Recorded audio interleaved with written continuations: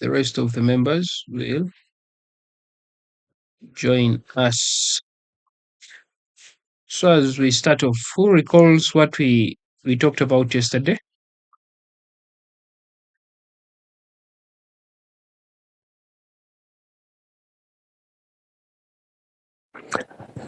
Hello. Yes. Actually, yesterday we are talking about this figure jam. Yeah. Yes. Indeed, that is what we talked about yesterday, and we interacted with it. We saw how you can create your own persona and how you can create your own empathy map. Yes, and we came up with a man called who? Alex. We used Alex as our persona. Hope you all recall. Hope you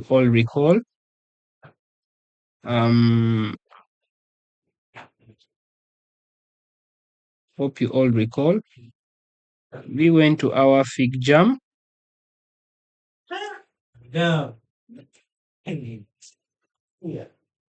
Went to our fig jam. Hope you're seeing. Just try it for free. Hope you guys tried playing around with it, like during free time. Yeah, we did. Okay. Yeah, we say that's how it looks like, and we had our previous work.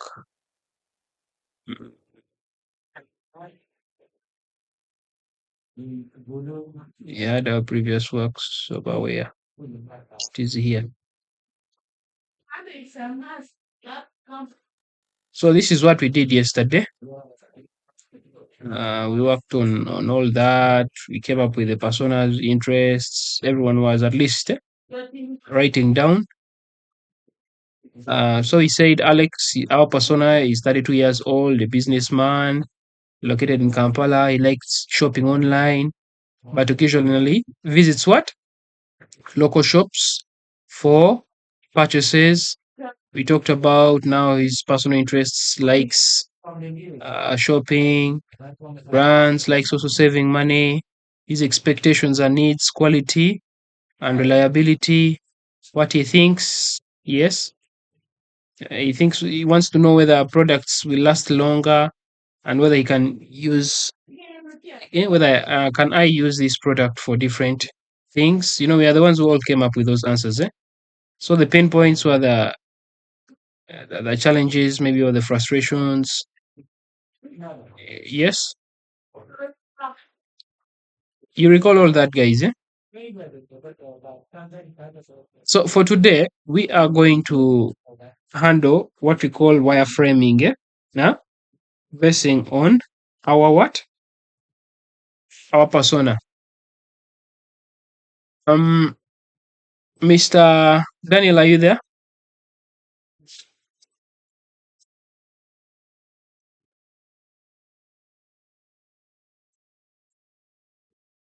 Yes, please, I am. Yes. Okay. So, are you letting us go through the wireframing, or I give some intro?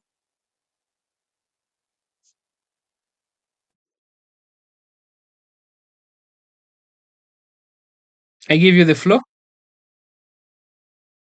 All right, please. Is it my turn? Yeah, there's no problem. I've just given an okay. Anyway, before we start off, let me just talk briefly about wireframes, right? So, and I think we had even talked about it previously, where we say just a wireframe is like creating a simplified or a simple visual blueprint for our digital product. Simply, in simple terms, just like a structure, a basic structure or layout of how our website will look like. So we talked about low fidelity. Even Daniel talked about it. Low fidelity, high fidelity. Yes. Have you gotten me, guys? Are we okay? Yeah. So, we all know how to create accounts, right? Yes. Yeah, so right now we are going to create an account using what? We are going to create an account, Figma account, right? For those who don't have. Okay. Yeah, so we go to our Chrome, whatever browser you're using, whether Chrome, whether what? Any of your choice, whether Edge, Safari. So we just come type Figma, and then you sign up. Yes, have you seen these links here? www.figma.com, right? You'll see the first link depending on your PC there. On my side, I'm seeing one. There's a collaboration interface tool. I'm not going to click on that. I'm interested in sign up. It's over there. But in the first place, I already have an account. Huh? Have you heard, guys? I already have an account, so I can either say continue with email or continue with Google. So I will sign in.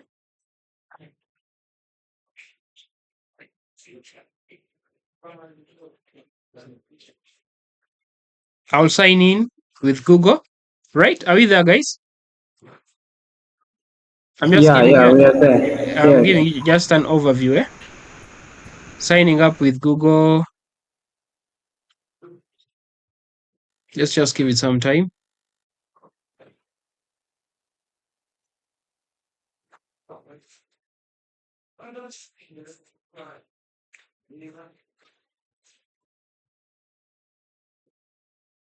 Anyway, so yes, after creating my account, I'm expected to see or to get this screen here because I'm signing in for the first time, like for your case. So I've decided just to create a Figma account.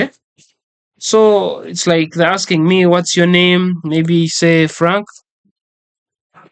or maybe any name, because I used just this other email here that I just used to for Frank, as if we are not seeing your screen. you're no longer seeing my screen. Yeah. Oh, sorry. You're no longer seeing my screen. Sorry. Let me reshare.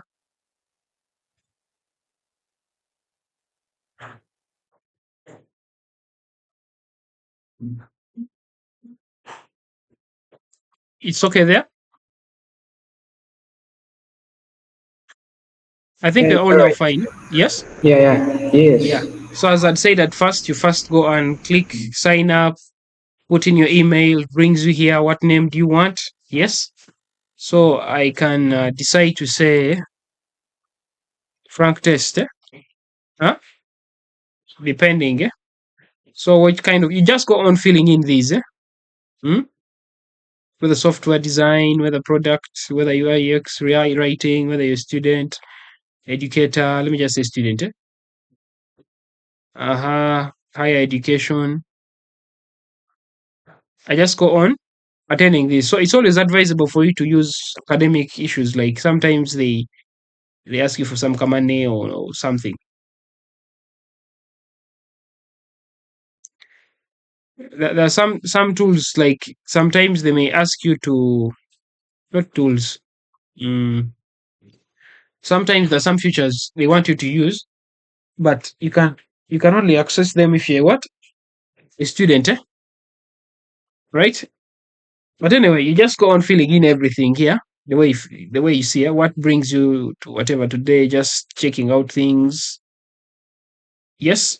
Anyway, you feel like you just go on selecting. Yeah. Have you used Figma maybe before? You say yes, maybe no, or just it's up to you guys. So have you seen now as a starter? Here are the packages. For us, we're just using as a starter, right? Here. As a starter, there is professional if you have cash, if you have money to pay, or this other one here. So under the starter plan, which is free, so we have one project with 3 files. We have unlimited pages in files, 30 days, version history, and all that. So I just have to press what? Next. what would you like to do first? Design with Figma, right? That's what I want to do, and then just click finish. If I want, I can just skip it. So you go on filling in all that stuff. So they're giving me basics here. They're giving me hints. You understand? Just like template for you to see how things uh, are done. But basically, in simple terms, that's how you create your own Figma account. Are we there, guys? Hope you're all following through. Yeah.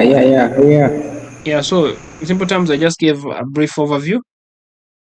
Just that I have some funny headaches and some cough flu that's disturbing me. That's why you're even hearing my voice not fine.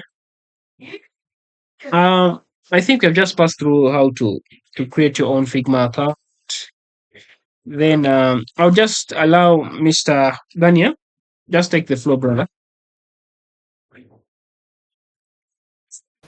Thank you so much, Yeah, just take the Frank. floor. Mm. All right, I'm going to share my screen directly. Hey guys, sorry we came late. We are so eager to get from the beginning. When ago did you start? Not Don't worry, we haven't started yet. The main issue today. We just talked about how to create a Figma account. If you have an account, well and good. If you don't have, you can create one. Just simple.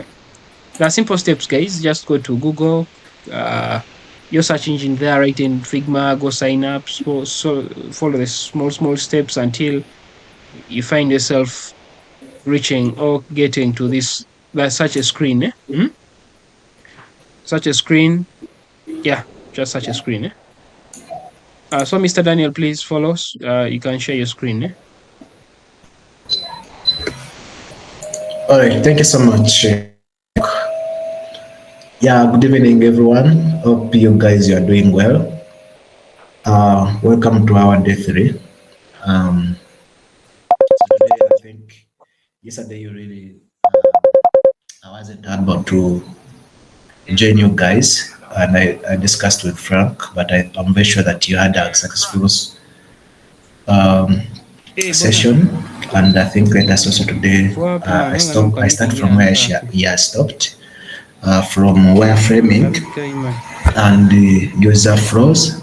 Again, I'm going to quickly show you. I'm going to be giving you the examples. I'm going to show you examples and what do I mean by wireframing. What do you mean by user flows?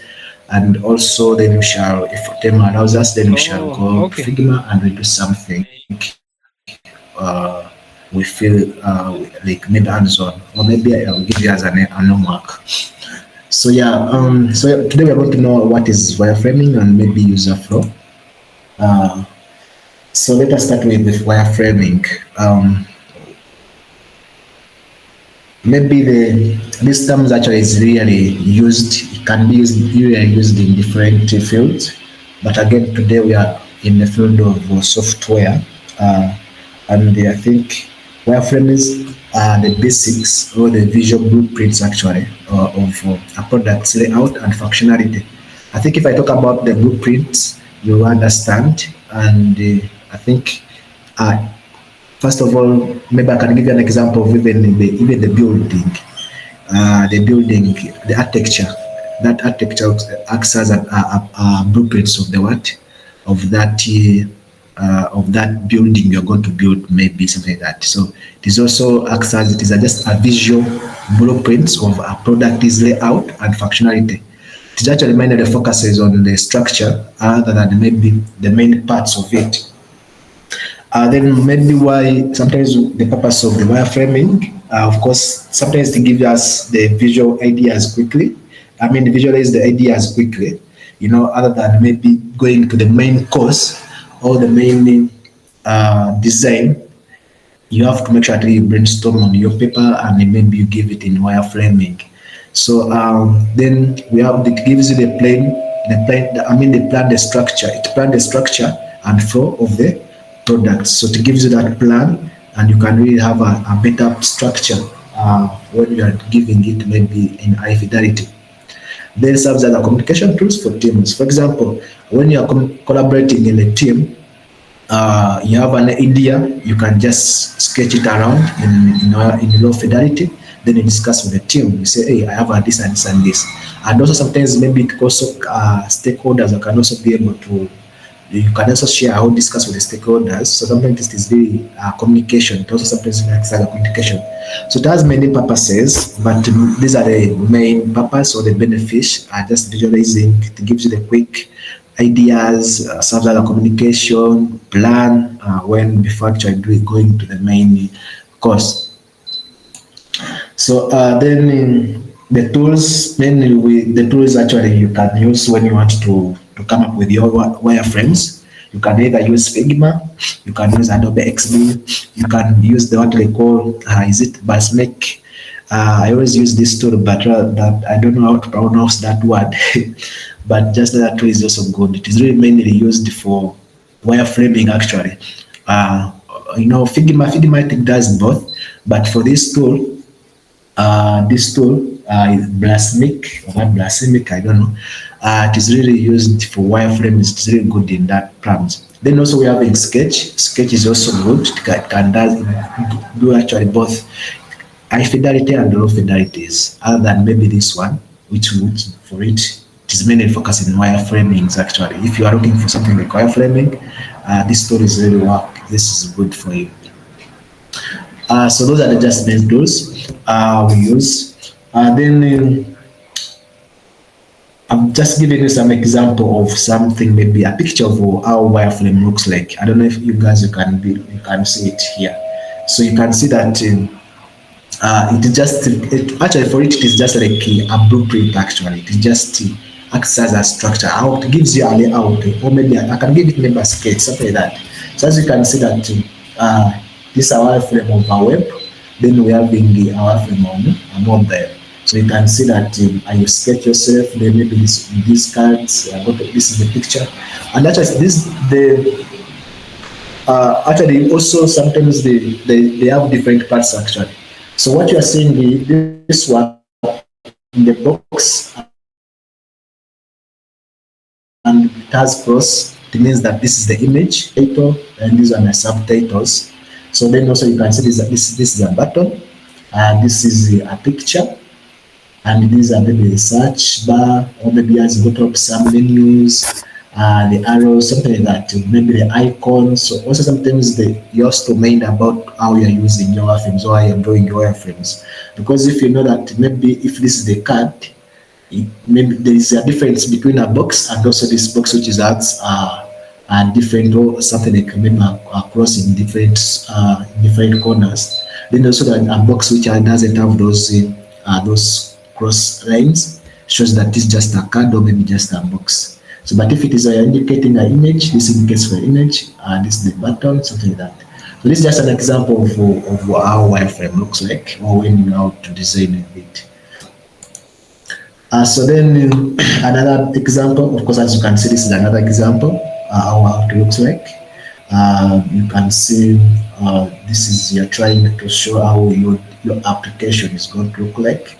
So this is it. You can see actually this is a wireframe which is actually a low fidelity wireframe. Then we have a difference in when we are wireframing. We have actually I may call them two terms or maybe two types or two kinds of wireframes. We have the what we call low fidelity and the high fidelity wireframes. So what is the low fidelity? The low fidelity or maybe a difference between low fidelity and high fidelity. So for the low fidelity, it gives you a quick and simple. Then this one gives you a detailed publicity structure or maybe a design. Then for this one focuses on a layout and functionality. For example, it just gives you a placeholder. Actually, just use placeholders. Actually, use placeholder shapes, buttons, etc. Then also it gives you idea for brainstorming and the feedback. Then when it comes to this one, you are now like dressing up, or maybe you are making it. You are doing two details actually right now. So, for example, if this one a placeholder was for image, Then at this side, you put the image. If maybe the press order was for the shape, then make sure that you put that shape, the one you have been presenting. If the press order was maybe for example, if the press order was for text, then you make sure that you put the text in the way it is. If the press order was for image, you have to make sure that the image is there. So if the press order was the color, so you make sure that color is also indicated there. So then also suitable for client presentation or final design validation. So that means when you are presenting, you're not presenting the low fidelity, you're presenting the high fidelity, the one which is already done. So, but for low fidelity, it is just for your teamwork, for brainstorming, maybe with your team or maybe around something like that. But for the client doesn't know low fidelity. The client wants something which is high functioning. So that means that's what you present for it. So I'm going to compare, I'm going to give you an example of high fidelity and the low fidelity. So starting from our sketch, so here I'm showing you example from sketch, maybe from the paper, then to high fidelity. So this is what you're showing from here. This is now a paper, our frame on the paper, or maybe a sketch on my paper. I've done my ideation. I've done that. Maybe I want something, an application to have this and this. Maybe an image here, a title here, maybe a header something here. So this is what I sketched on my paper. Then again, again,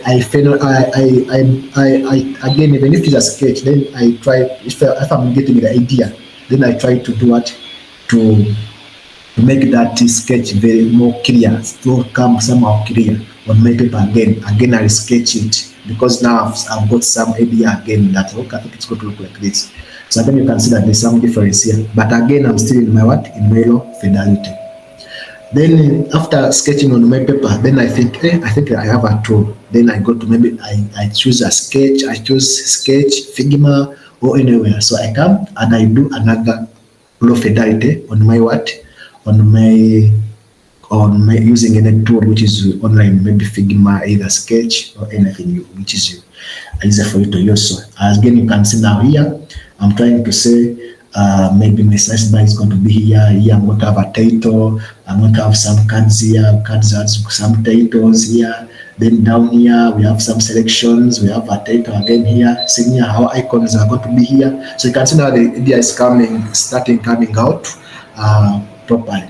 Then after going moving further, then here you can even discuss. You can either go test it out and see if it's going to really working out very well. So again, when you feel that now I think this is the one I'm going to build, then you come to high fidelity. So this is what we call the high fidelity. The high fidelity gives you all the details of what you have planned to put there. So again here, you cannot present this one. You cannot present this one to the client, the profile. That means you will not understand what is here. But the client will understand this one, as you can see. So now here you can now tell, and the person the blinded person who doesn't know, the only person who doesn't have know anything. And that means now the high fidelity is able for him to do what? To tell that, okay, here this one was meaning the discover, this one meaning search bar, this one is meaning the title. So now you feed in. Then after, you also the titles here, because you had only planned that the icons are going to be here. Link 1, link 3, link 3, as you can see now here, it is down over detailed and meaning and making a meaning. So let me know if you guys have understood, you have seen the difference between the high fidelity and the low fidelity, and also you have seen how from the start or maybe the process from low to high before I move to the next part. If there is any question, please do let me know. Yes, I have a question. Okay.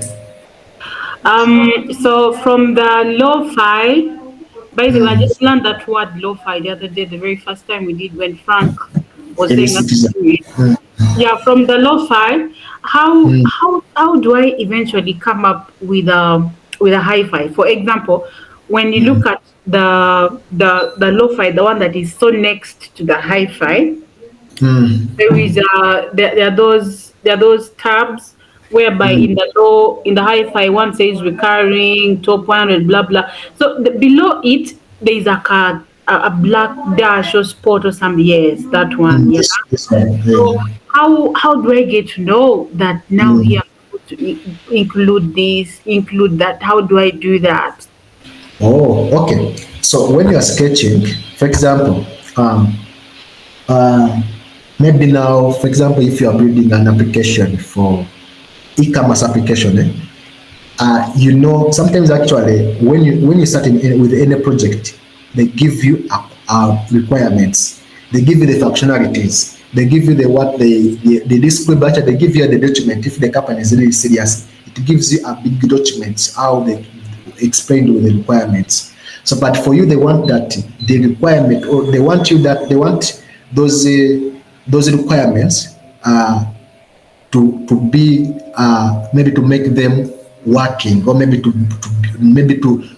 come up with that product in the way they have explained that requirements. So for example, if the requirement was saying that e-commerce is going to be for selling products, maybe maize, maybe okay, farm sale, it is a website for e-commerce for agriculture, and it's going to be able for selling, displaying products, then farm products. Then it should be able to display the price. It should be able to display the title of the product. Should be displaying maybe the image of the product. So again, now you come on your on your sketch. Then I say, okay, so this is going to be, it's going to be my title. Again, for you, you are using a lane, but you know that the lane, it represents a title. That way, it's for you on your own understanding. Then again, or if you're going to forget, that means you feel free, since you are using a pen or you're still sketching, you can label this one. I think you know labeling that this line represents the title. Then this one represents the line on your side, for you to understand it. Then, but if you feel that you understand, if it sometimes now, for example, yeah, you can tell that this box with this, it shows the image you get. So that means this one shows that it's going to either be a lane, a title, or maybe a lane, something that the way you understand it. Then again, here it is not very clear, but on your mind, you know that these ones are going to act as a button, or as an extension from it inside in your side. But again, if someone else who doesn't know, who did sketch this one, will not understand what you are meaning, you get. But for me, the one who have sketched it, I know what. Daniel, I'm so sorry, but what is a lane? What is a lane? I mean a line. This is a line. Oh, a line. Okay. Sorry, yeah. So, but for me, I know that my line is going to present a title. That's what you understand on your side. But again, you feel free, if you maybe want to explain it to the team, feel free to label this one, that this one maybe could be a card or maybe an image. Then this one is going to be maybe a line. For you, the one who understand at the end. But for us, we shall understand when we reach to the high fidelity. But on my side, you can see that I started from here up to here, and I did some changes. Which changes have you seen that? This one, I wanted I wanted them to be an image. I thought maybe the image may look good. Then that's what I felt them as, okay, what? Let me just make them the what? They just maybe cards, just display cards, something like that with the information. So again, during that progress, you can either be changing, interacting the way because of the feedback, or maybe because of the preference, something like that.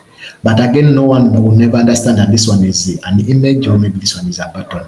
But you, the person who have sketched it, you are the one who understand that. Hope I've been able to understand you very well, Jennifer.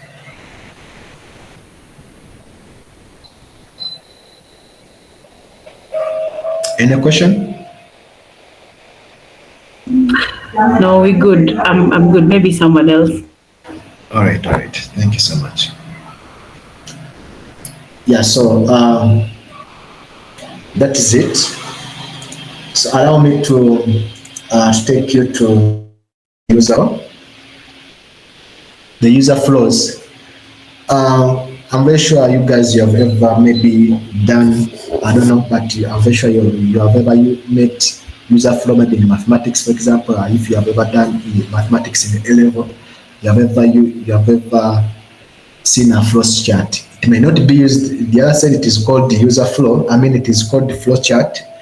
in mathematics, but here maybe we are calling it user flow, but it is the same. If you understood those what those charts in in high school, you can be able to also to draw this one again to yourself. But again, even if it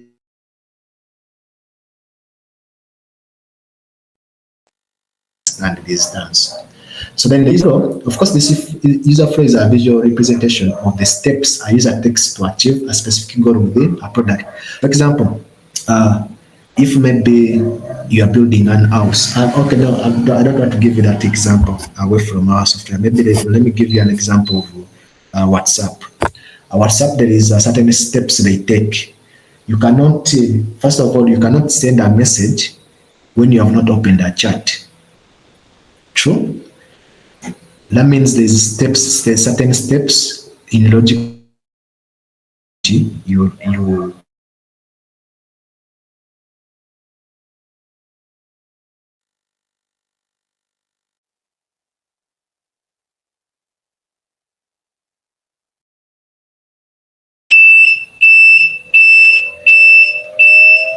Hi guys, you can hear me?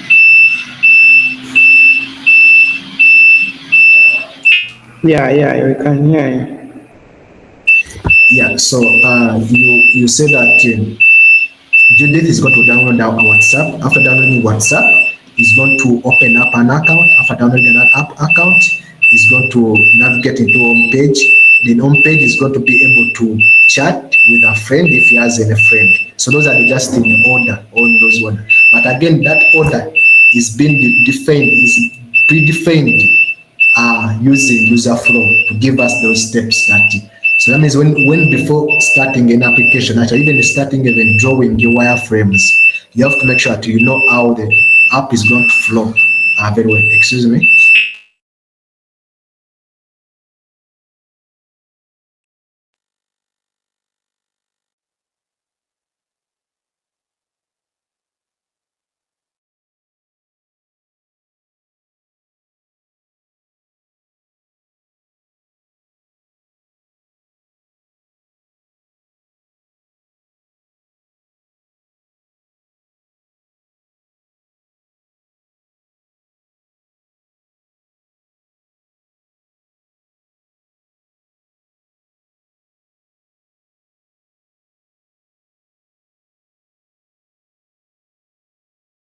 Sorry for that. I don't know if that government is not disturbing you. There's some this there's some noise here which is trying to warn me. So again here on my right, or I mean on the left, you can see there is an example of how the user flow looks like, or maybe the chat looks like. But again, I'm going to give you the purpose of the user flow. Sometimes it makes you to understand the user's journey. It helps you to identify the pain points or unnecessary steps. It also helps you to improve the overall experience. For example, as you can see, actually, every shape you are seeing there, it means it has a meaning on it. So you cannot just use a circle. You cannot just use a rectangle. You cannot just use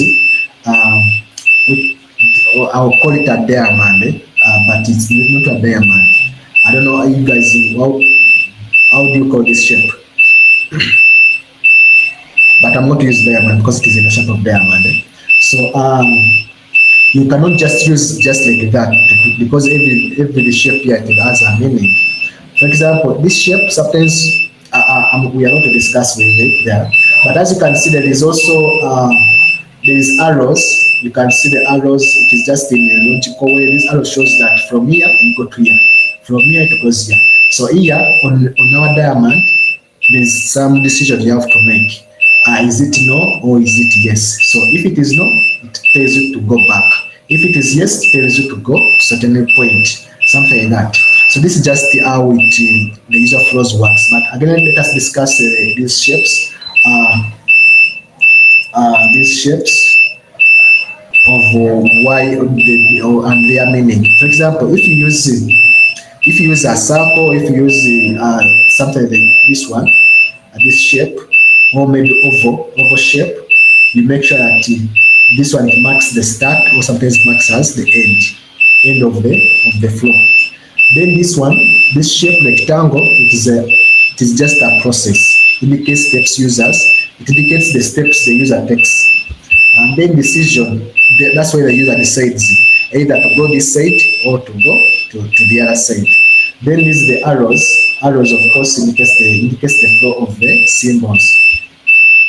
For example, an example here, you can see that the person starts by logging in. The person starts by logging in. Daniel, please go back to the user flow a bit, to the previous one, the one that indicates the starting point and yeah, this one. I didn't understand this one. Please try again. Come again. All right. For this one, just an example. An example of user flow looks like. But again, here in every shape you are seeing, it has a meaning. For example, if you see an oval shape, a circle, sometimes it indicates the what? It indicates the start or the end of the flow. So that means if you want to put the end, you make sure to use. If you want to start or to end, you make sure you use an oval shape or maybe a circle shape. Then these arrows just indicates the flow of the what? Indicates it gives you the flow of the chart that I'm have to go to this side or maybe either this side. So, but the indicates of those arrows, it shows you that you have to go to that side. And then where you're saying this rectangle, those are the process. The process, for example, I'll use a login. Login, it is a process. So that means here you put login. Then again here we have in decision. This is a decision. Either when that's way user decides either to go to left or to right according to the requirement. So that means if the user selects no, and again when someone is making a decision, it's either yes or no. So if it is no, it comes back here. If it is yes, it comes to here. So just even the arrows shows you how it's supposed to be. But again, to understand here, I'm going to give you an example of a labeled one so that you can really know how they are. I think let us use this one. I think it is very clear. So as you can see here, I'm starting my user. This is the my user. My user starts from here. As you can see here, this is the start. Then we are going to ask him in the decision now. Already a member. So here the system asks, is this person a member or yes or no? If he's a member, if he's not a member, of course we tell him what to go to register. But if he's a member, just enters the email and password. For example, now here, that now if the decision is no, then another step will be, do you want to register? Yeah? The user will ask the user, do you want to register? The user again selects, or maybe the system, according to the user's decision, that maybe it is yes or maybe no.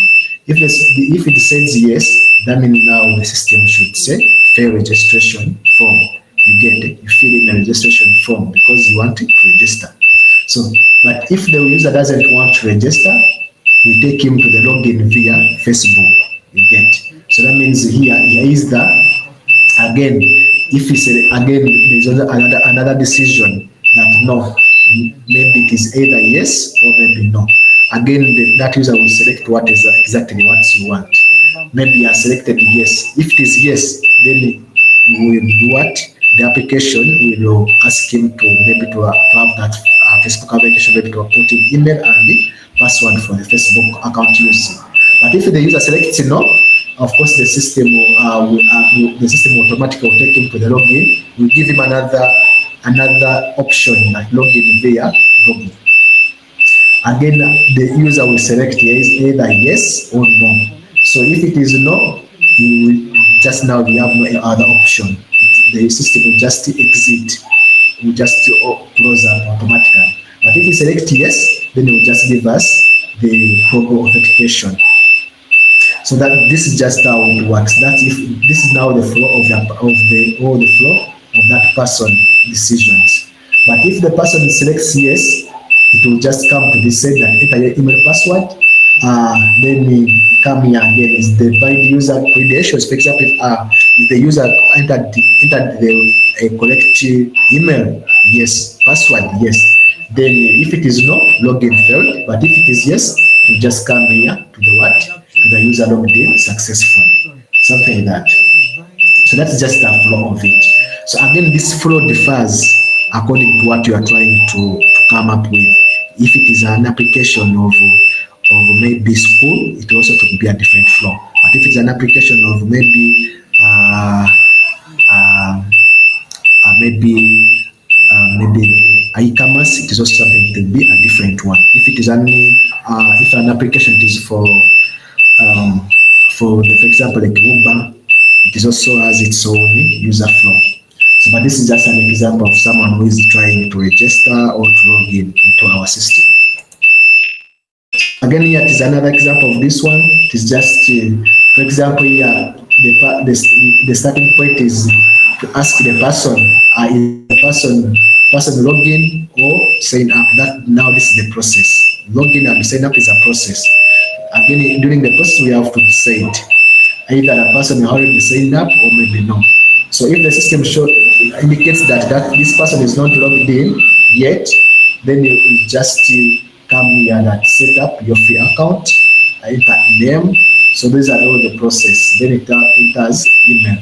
But again, if a person already signed in, is the person signed in? Yes, yes. So then it comes and enter email. Then after, enter password. If everything is correct, automatically it will enter into the system. Then here you have to start creating the document. Now here you have entered in the system of creating a document now.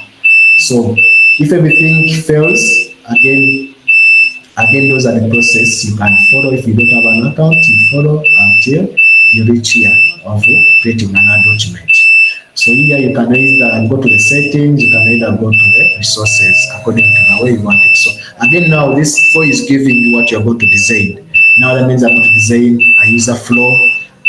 I'm going to design a login page and a sign up page. I'm going to log in where the person enters an email, where a person is going to enter a name. So everything it gives you now the structure of that application on the paper. So that's just that is how user flow looks like. So those are the main things. Remember, next when you have a question before we go to try out. During tryout, I think I'm going to ask Frank really to take you through into the practical for wireframing because right now my background is not really good. It is noisy. So I'll go to ask Frank to help me with that.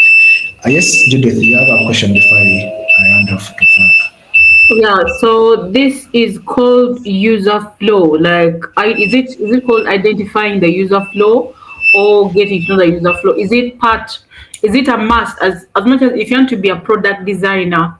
Is this the other time you told us we are now called product designer? By the way, I'm already qualifying myself as a product designer, by the way. The fact that I know Frank, bad product designer. So is this now, is it a must that before you start putting pen on paper, before you start designing or before you go to Figma, is it a must that you have to know the user flow, come up with the user flow, first do something with the user flow? Then also, do we still use FigJam to generate the user flow? How do we come up with a user flow? Is there a tool that helps you come up with a user flow? Is there a particular tool we can use? But sometimes, depending on the complexity of maybe the application, is it sometimes maybe a bit hard to know that what's the user flow supposed to be? In this case, now this is authentication user flow. How do you know I'm supposed to have this kind of user flow? Is user flow different for different pages? For example, there's authentication, then there's maybe a landing page, and then there's maybe the home page, the dashboard. Do they all have different user flows? Thank you. All right, thank you so much. First, I'm going to answer the tool. Yes, Figma can be a great tool for you to create up with that user flow if you're using Figma. Again, there's another tool called the Sketch. You can also use Sketch. There's also other tools you can always use, but Figma also is also a tool for you. You can use that to use to create those flows. Then again, how do you know that? I mean, another question was, is it a must that you have to come up with a user flow? On my side, I think on our first day one, I told you that there is you can either be a UI designer or you a user experience designer, or maybe you can become both. I'm If talking about the full stack guy, or UX, UI, man, you're just full stack.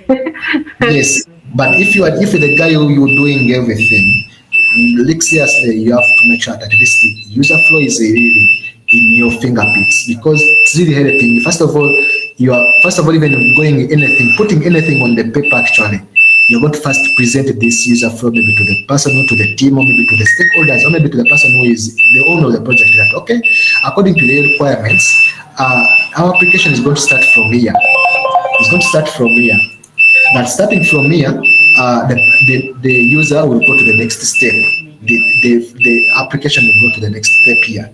Then after from here, the system will take the user to this side. So that's what you're going to be. It's going to act as a communication when we're explaining to the stakeholders. Then the stakeholders will be able to understand. Okay, our application, the coming product is going to be flowing like this. So again, but if you feel that maybe this the way you want to present this one, you can always use a document. You can always use you can write a user flow on a document other than using this. You can come into a story, a user story that Emma logged in and comes here. If Emma doesn't have an account, the system will take him to this step. If he doesn't, if he has an account, the system will. So yeah, that means you're going to explain detailed more and more on the paper. But for the user flow, it is just you're using just simple terms. Start, next, login. Do you have an account? No. Yes, take him this one. So something like that. But again, you can make sure that at least it is on your side. You understand how the flow is going to understand. The moment you understand how the system is going, how the product is going to flow, then you feel free to start wireframing, sketching, come up with these beautiful sketches on your paper, because you know that the person is going to come from login to a home page. After successful logging in, you take him to the home page. So something like that. I hope you have answered your question. Yes, thank you. Then another question was, how do you know? I mean, is the flows, are they different from the login? I mean, do we? I think maybe if I've understood it very well, your question was, Are the user flows different? Is the user flow in the authentication the same as the user flow in maybe the dashboard? For example, let me show you now this one. I think this one. Here we are having a login and sign up. Then here we are having a create document. A create document, that means I have entered in in the system already, right? Judith, I'm with you, eh? Yes, you with me. I didn't even know create document. I'm in the system. I just see the login and sign up. So here I'm still under the authentication. Yes, exactly. So under the authentication, it has its own flow also. Yes. To her. That means, but it's going to be different. But the only thing, the shapes may be the same, but it has different meaning, or maybe different labeling. For example, again here on login, it has a different flow. That from login, the system will ask the user, already signed up, or are you already registered? If it is yes, then you just enter your email, the one you used to register, and password. But if it is no, then sign up, create up an account, enter your email, enter name, then come and put your password. Then the system, if everything is correct, the system will take you to the what? To the another flow or Yeah. another side of now of creating a document. Again, and you create your own, you understand the flow of how the person is going to be creating the document. Then here after you create a document, under creating a document, you can either there is some other different options. Settings. When there is settings, what do you see under settings? That I'm having user settings. There is preference settings. Under user settings again, I have another options or another process like display languages, change password. Then again, if maybe or under so created document, there's another option for resources. What is under resources? I might have templates, I might have help center, I might have blogs, something like that. Then under help center, what am I going to have another process? Maybe video gallery, popular cases, account settings, something like that. So according to the way you want it to be presented. So that means if it is a product, or if it is maybe if the application was for again for different purpose, maybe for meeting up online meets with our doctor. Again, you say a user logs in here, then a video quality here. So that means also you show the difference, all the flows of how the person start from logging in to up to booking a doctor for an appointment. So everything you put them on on your sketch or your flow. Then this flow, you're the one you're going to use when you're sketching because you know what you're going to be doing. And that's also answers the question how you understand how do you understand that this is going to be a button or a one? Because of the user flow, you already know that the main requirements, this one requires something like a button here, or maybe requires certain content of here. Yeah, Frank, I'm going to ask you maybe to take off from here, maybe take them from the theory, I mean the practical, because my background is not really good. Is that okay, Frank?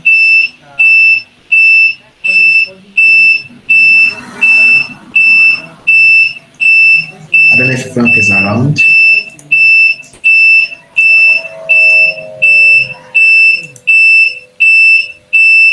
Frank?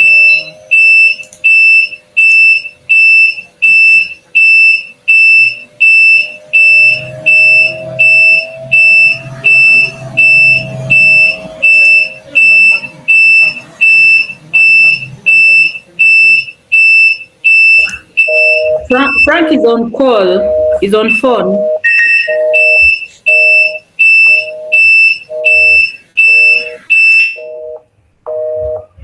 Oh, yes. Hello, guys.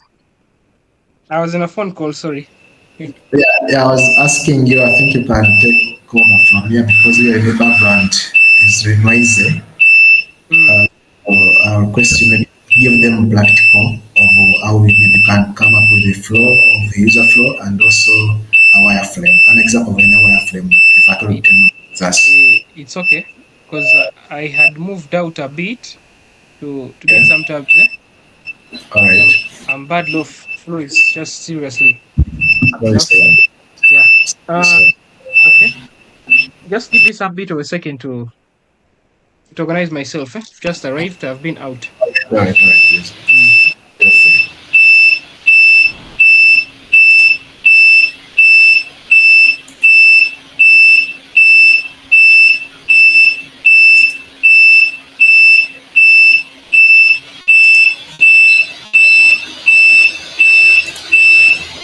Hi, Daniel.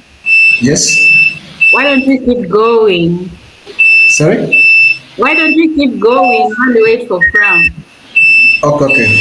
I think if you also more questions, please you can be asking.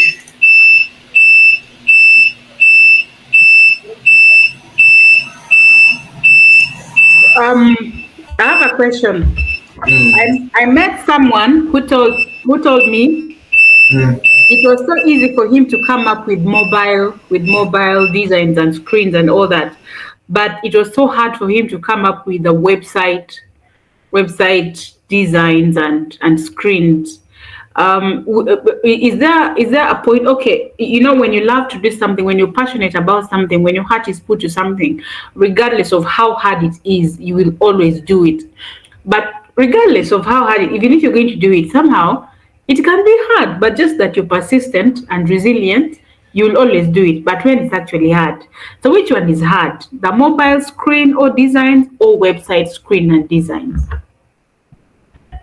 Sorry, I request to your question. Okay, I'll repeat. I met a friend who told me that they can easily and firmly and quickly come up with a I UX lost you. I lost you. design. I lost you. I lost you. Okay, can you hear me now? Can you hear me? I can hear you now. You can hear me now? Yes, yes, I can. Okay, I have a friend who told me it was so easy for them to come. It is so easy for them to come up with mobile designs. That is UX UI for mobile apps. Like when they are designing apps, it's so easy for them to design those different screens of the application of apps. But for websites, it was a bit challenging for them. Like it's a bit hard. It was a bit hard for them. Now my question is, which one is easy to quickly come up with designs for, the web or the mobile screens?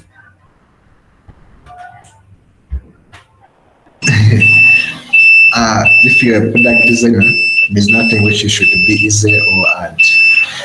You have to come up with everything because the client will come that I want both application, both web app and also a mobile application. So that means you'll not say, I want to choose only what, only the web because I'm only the mobile because it is easy. Again, of course, I know mobile it is easy because for it doesn't require. It is actually specific. First of all, the space is little. Sometimes the web, the difficulty in the web that the space is really large, and you ask yourself, how am I going to use this space for? You get it. But again, you know how you have to plan it very well from start.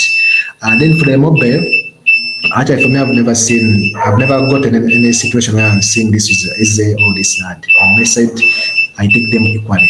Because first of all, when I was designing, when I'm designing for any website, I come up with the what? With also a mobile responsiveness. It is also a must to make sure to design a mobile responsiveness. For it, that's why it is very that's why it is maybe another difficult on web application because for them they require they require them to do what to design both mobile and also the web and also the desktop responsiveness. But for the web, when you are coming up with the application, it is only just one design and you go away. But again, you have to make sure that you master everything. And actually, for me, the difficult thing, difficult part is when you are starting the project because you don't know any content actually. But as the moment you brainstorming, the moment you come up, you understand the product, you understand the requirements that you want, then you can be able to come up. For example, I'm going to share with you some requirement documents I always get from our team or maybe from my manager. Like for example, I'm not sure you can share it.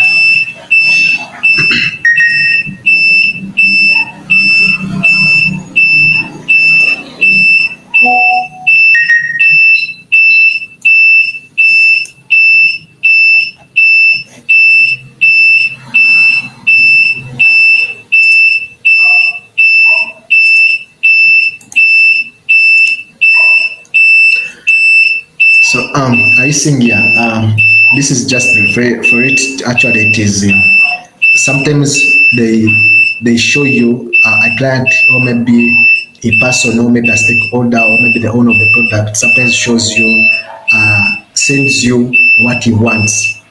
He may describe that I want an application that does this and this and this. Then for you, as once you understand this document after interactions after different different question, the interaction with that person, the owner of the product, the owner of the project. So for him, because for him, he understands better, that he understands the scope, the objectives of the what that project very well. So then after understanding his part, actually for him, he will not give you the specific function he wants, but for him, he will tell you in the story way that, okay, I want an application, maybe if someone comes in, maybe he can be able to do this and this and this. Then for you understand, okay, maybe something, you want something like here. Then you sit down, you come up with what they call product requirement document. That product requirement document, you describe every scenario, every requirement it needs for that project to be successful. For example, here now there is this one is maybe farm sale business partner app. He is going to be doing what? Uh, the farm sale business partner app is designed to empower agents by simplifying and optimizing their workflow in supporting farmers. It addresses the challenge of managing adverse agriculture practices, ensuring efficiency in farm to market process, and providing expert advisory services. So this is what the purpose, the purpose of that project or maybe that application you're going to develop. Are you going to share this with us for just following up? Are you going to share this document with us?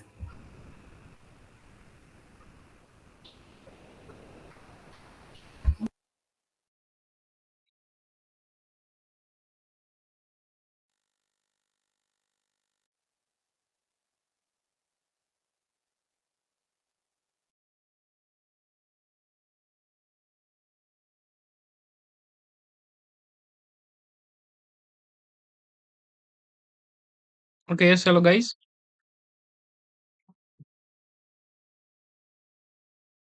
I think Mr. Daniel has gotten some network issues. So I think we can proceed. Yeah. We can. Yeah, his network has gone off. You see, he's even out of the meeting. So basically, we are going to talk about the user flow. It's simply, as he had told you, it's simply like a flow chart of how the user is going to interact and what he's going to go through. Right? So basing on Alex, as you said, we are going to design an e-commerce app to help Alex making orders and all that stuff. So we can decide to come up with the screens. Let me say how he's going to press starting maybe from creating an account, starting from the home screen. He's going to click the start button, from starting button maybe to the sign in option. From the sign in option maybe to the home screen, and in the home screen maybe there are very many options.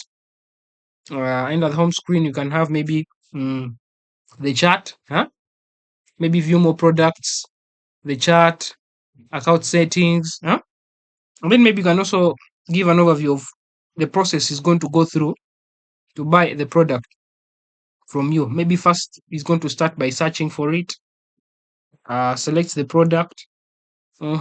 Now, is he going to search for the after searching for the product? Maybe he decides on which product to buy. He can either put it onto the chart the same way how Jumia is. Yes, feel free to ask it. Are you sharing the screen or you just explaining about what we had passed through? Yeah, I'm just explaining. I'm giving an overview. Yeah. All right. Yeah. So we can decide to create our flow chart or user flow using our normal previous app, our normal previous site. You think you recall it? Frank, you're not sharing any screen? Yeah, I've not yet shared any screen. I haven't yet shared the screen. So we can still go back to FigJam, right? Quickly. I think this is going to be easy. Right, guys? It's okay. Yeah, this is going to be extremely very easy for us to just come up with a diagram. Let me.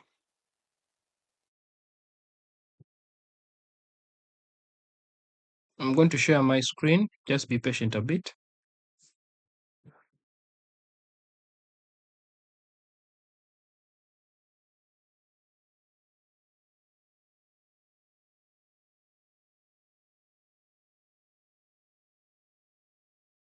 Okay, let me share the screen.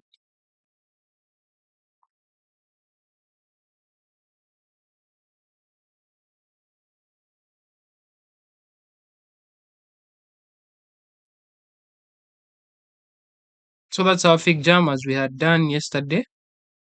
Hmm? You recall all that? So I'm just going to put a quick one just to give you a sample. So as I'd said, there are templates that you can utilize. You see this with diagram drawing, inserting template, just to show it. It will help us when it comes to designing. Let me leave that template. It's not that nice, but we're doing it in a hurry, such that at least we create a wireframe before we conclude. Right? Are we okay, guys? Yeah, we are. Okay. Yeah, but why are you doing it in a hurry? Like we are here seeing, we're here for you, we are seeing this, we are learning this. It's okay. So anyway, it's fine. Let me just so as I'd said yesterday, I'm not able to share this screen here because I'm in some other different account. Let me just go. I think use. Let me just use our original account, the previous one. Um, let me first log out. Recall how I had created this account here just as a sample. So I had just created that account there. So let me log in.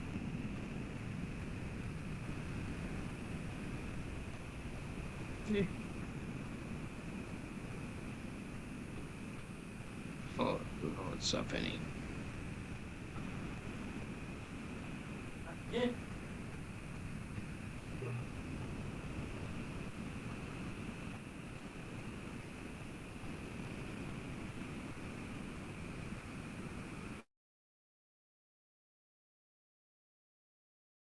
Let me first sign in, guys. Just a second.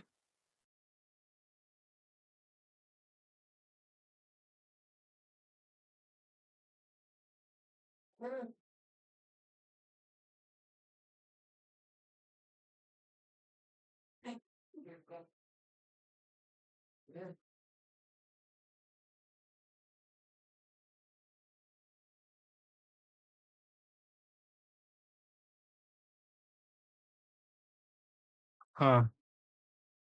Let's assume we are using. Okay, this was our previous work that we had done. Yes, that had our persona and all that. So uh, I'm now just coming to new file, a new file jam, a new one. I can see all there. Or maybe we create. Um, So let's use the where, where, where, where did you click to get the new file? Like here, where? here. You see, there's menu there.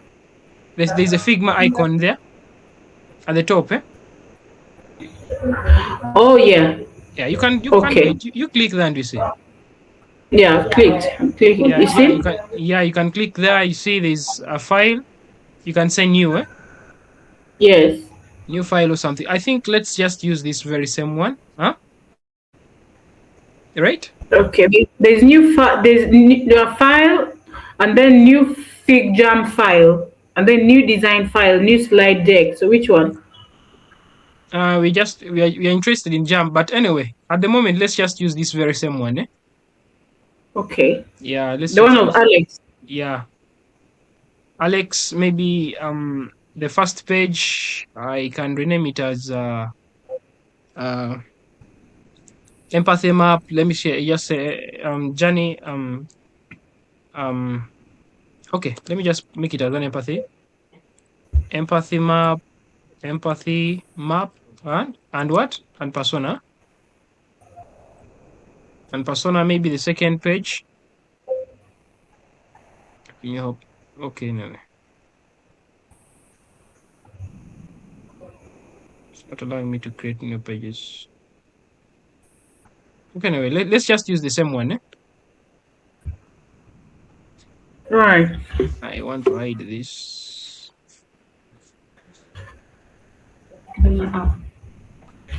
Okay.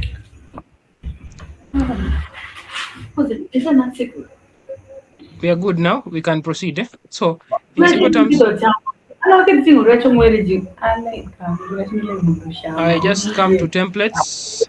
I'm going to select my flowchart, right? My user journey is in form of a flowchart. As you can see, that's the flowchart there. I'm just going to add the flowchart. Yeah. So I have been given my template,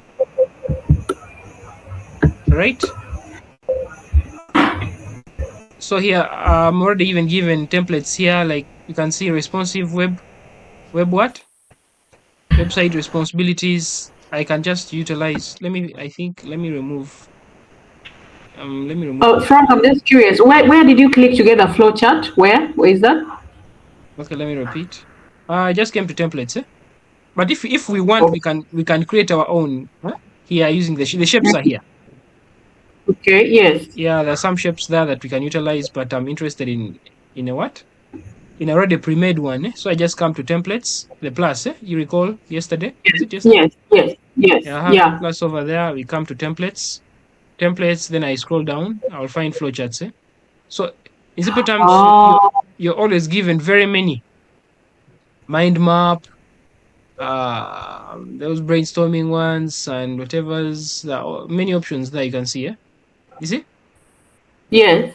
Yeah, there are even many more. Empathy map, whatever. So there are many templates that you can utilize.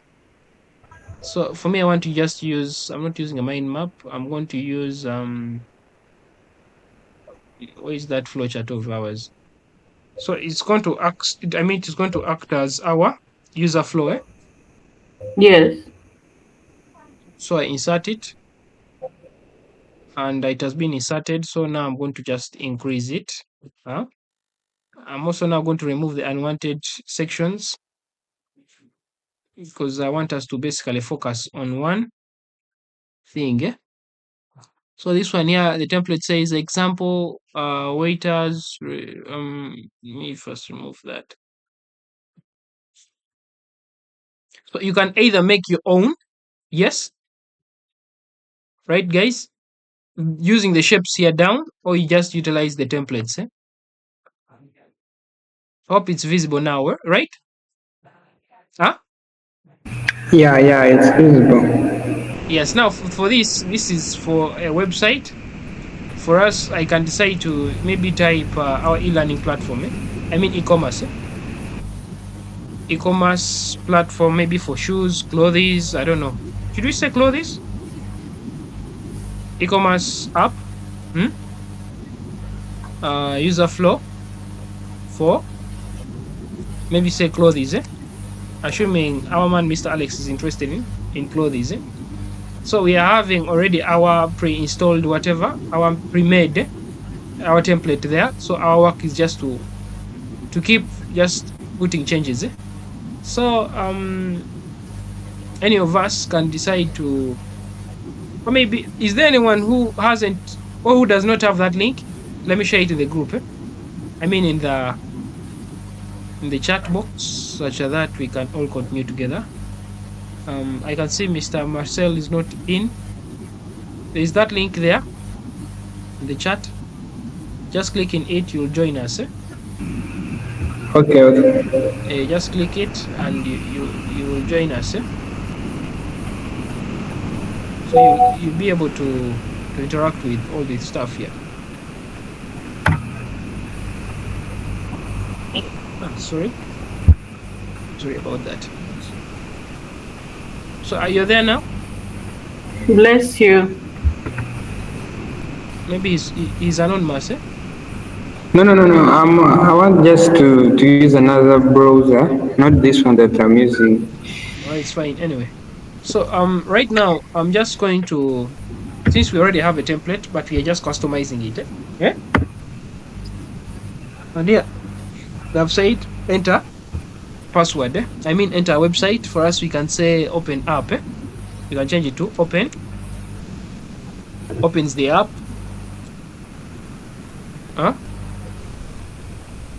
maybe opens the app or maybe starts the app. Maybe start. You know, when you open your app, there is always that start button when you are starting the application for the first time. So or we just use this one. I see as if this is in line with whatever we are dealing with, right? We can decide to change it. Maybe Omega, you can put for us text there what you think would be his user flow. You could possibly say open the app, maybe the first screens that appear there. You know, who knows an onboarding screen? I don't know, but on my side looks I'm having issues with texting. I don't know why. So I'm always refreshing with typing in the boxes. Is there? Do you know why? Could there be a reason why I'm not unable to easily? Maybe type? some other person maybe is trying to type. Oh. You have to double click.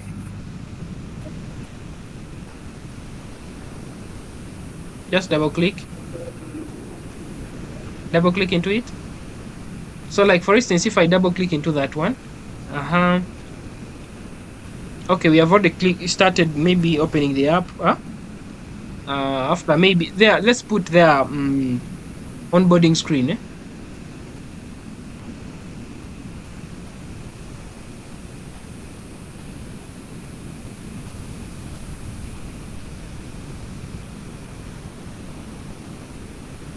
You start, open, maybe you change that to onboarding screen. That one there. It's up to us, because we are the ones doing all this.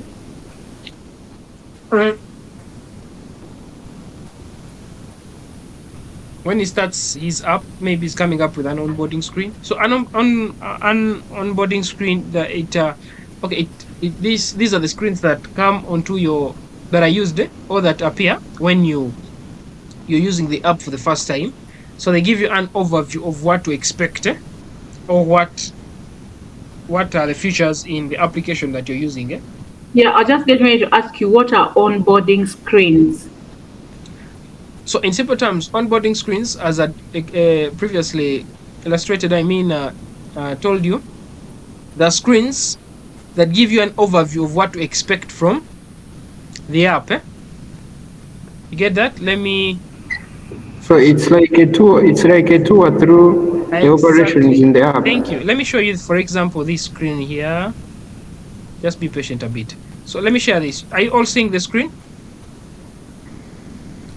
Yeah. Yep. So that is some prototype that I worked on some time back. It was a quick one. I didn't follow many UX steps just because I was in a hurry. It was needed immediately. They tell you tomorrow. Such kind of stuff. So I came up with an idea very fast to showcase it. So when I click get started, there's some animation that pops up. So have you seen these screens here? Yeah. That's an onboarding screen. So there are 4 onboarding screens. So there's screen 1, which is this one. When I click next, it takes me to this, giving me an overview or a tour. Yes? You see? Yeah. Yes. The first screen says empowering youth, empowering your farm journey. So someone opens the app and gets to know that, okay, this app is going to give me great insights. Gain insights into crop health, weather, soil condition, and all at your fingertips, right? With agriculture, with AgriSmart, which is the name of the app, Ashomi. Managing your farm is simpler, smarter, and more profitable. So you see how it's giving me an overview, real-time weather updates, stay ahead with live weather updates to plan your farm activities effectively or efficiently. You see that? Those are onboarding. Yeah, those are onboarding screens. Yeah.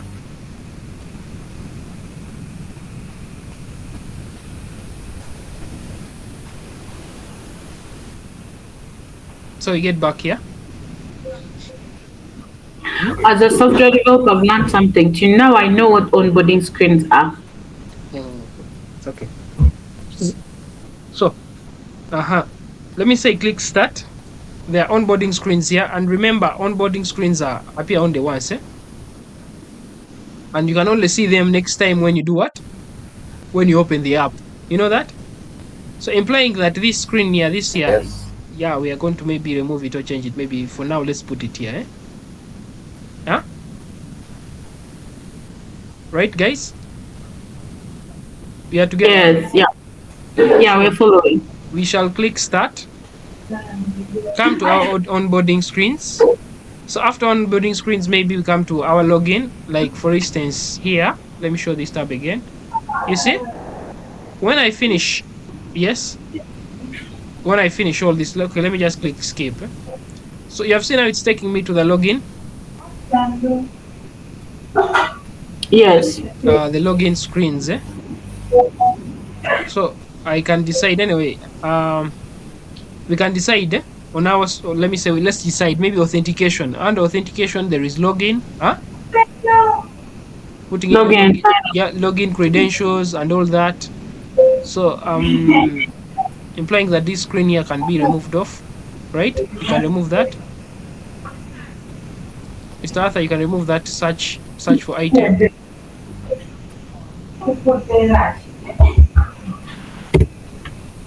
You can delete it off.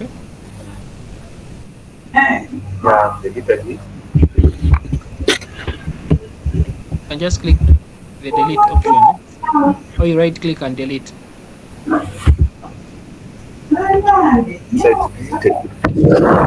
I think it is deleted. Okay, it has gone off. Yeah. Yeah, so now after authentication, what happens next? After authentication, let me say you can come to, let's create something in between here. Right? But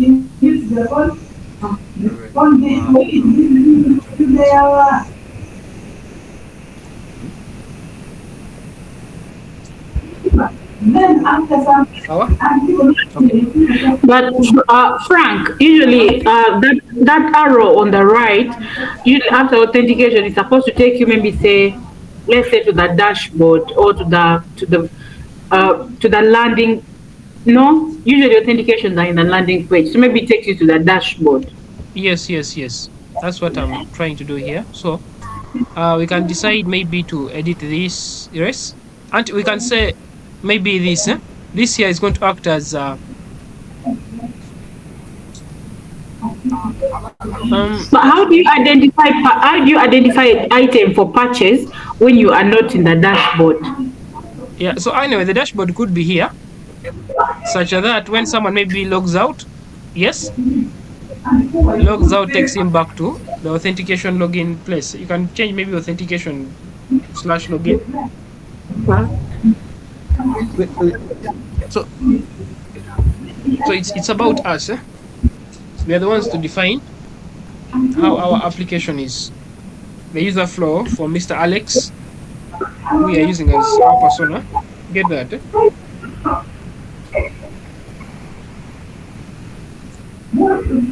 Okay, I just don't know who is typing on which box. As I try to text, I'm not texting, so I'll just wait for you all to type. No, you just double click in it. It is going to work. Double click.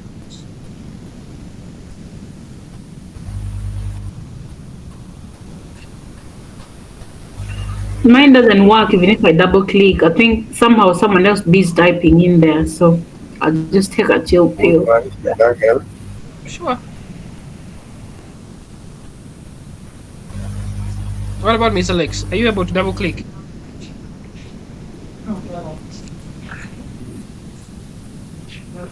Actually, on my side, I can.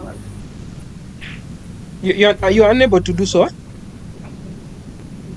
I'm able. Oh, okay, fine. You create for us there.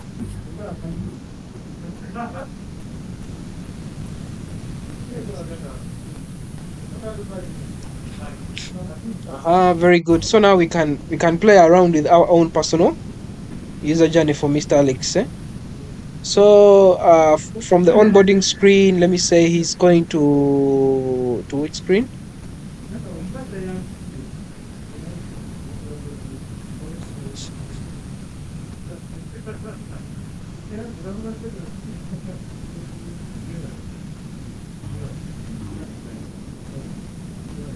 Frank, from the onboarding screens, I think someone now goes to something here. Yeah, so we are the ones to decide. Maybe let's say login, onboarding screen, let's say login, from login. Yeah, that's what I was about to say. See, most screens I've done, you cannot know the details of the application unless you've logged in. So once you've done once the authentication is done, and then they give you a tour. So I think the onboarding screen has to come after authentication.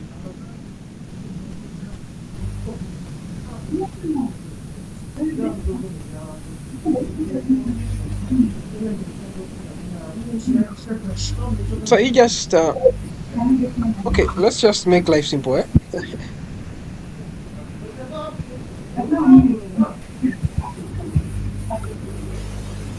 Let's make life simple.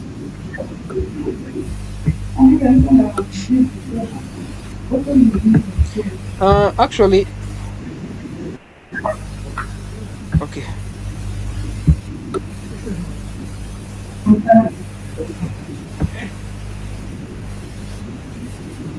So in simple terms, an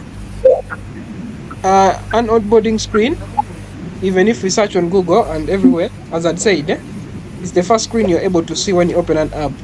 So it is usually always the first one. You see that? It's good to interact with the thing. You can see you're struggling, isn't it? Okay. So let's talk about login. After login, let me say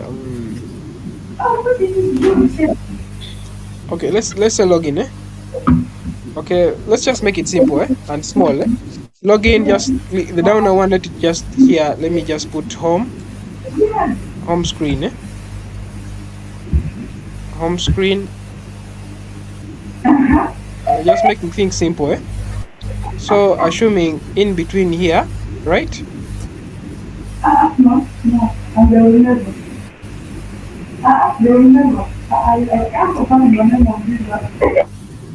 Sorry about that. In between there, we put a shape like maybe say rectangle. Is it able to go there? Anyway, if it fails, I'll just put personal one. Let me just remove this one.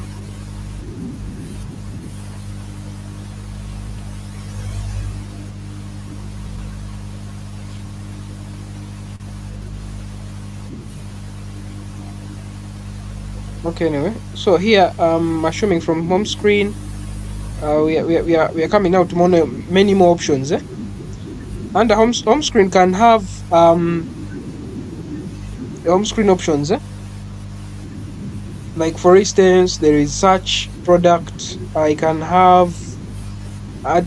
There is add to chat down. There is product. You just put product search maybe. There, just put product search. Maybe say, let me just put it product search. After product search is going to add to chat. So on adding to chat, so it's up to him to check.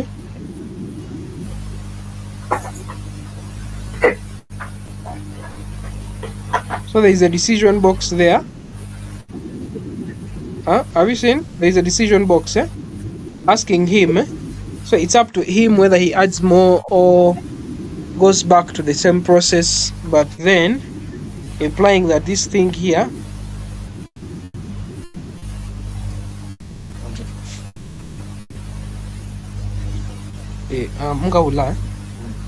no. So I think guys, you have understood this. Have you understood that? Yes. Yeah, exactly. So that's how you first sit down. You cannot just wake up one day and be like, you're just going to come up with the user journey. Yeah. User flow. So we have to first sit down, come up with different steps of how he is going to interact in some way. You can even see this already our pre-made here, our pre-made here.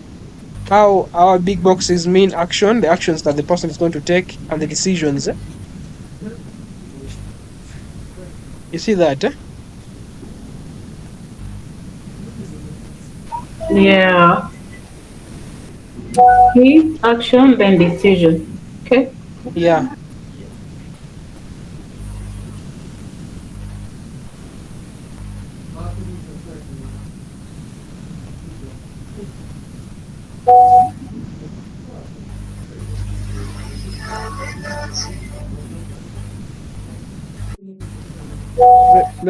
Let's make things simple. Let's just make it so simple so that at least we live having made at least a wire of what? Some simple low fidelity wireframe. Hmm? Right, guys?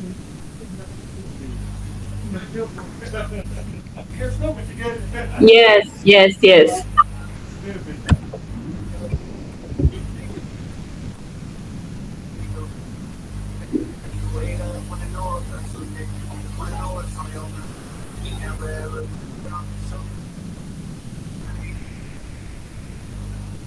Let's just assume it's this one here that we can maybe go on with.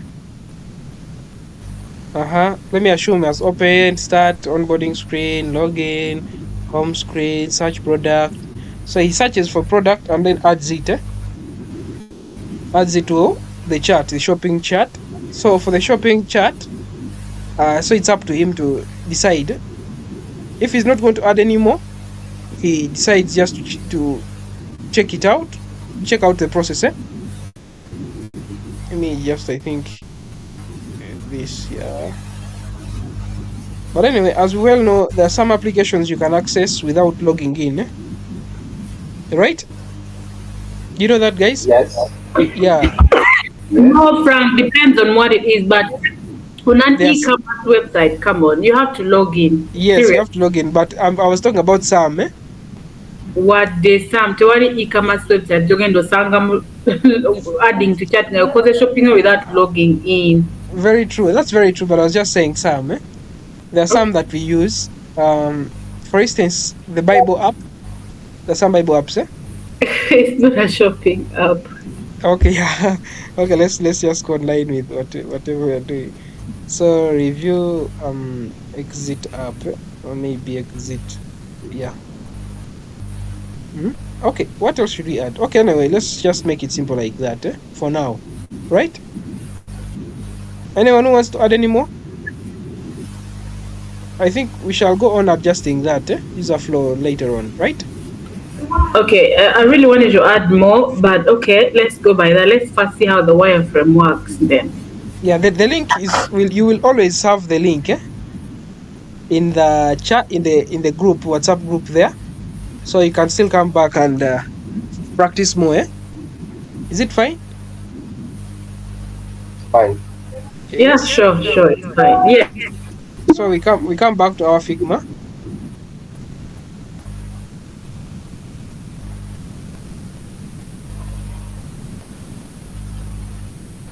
So we have understood the user flow of Mr. Alex, how it is supposed to go.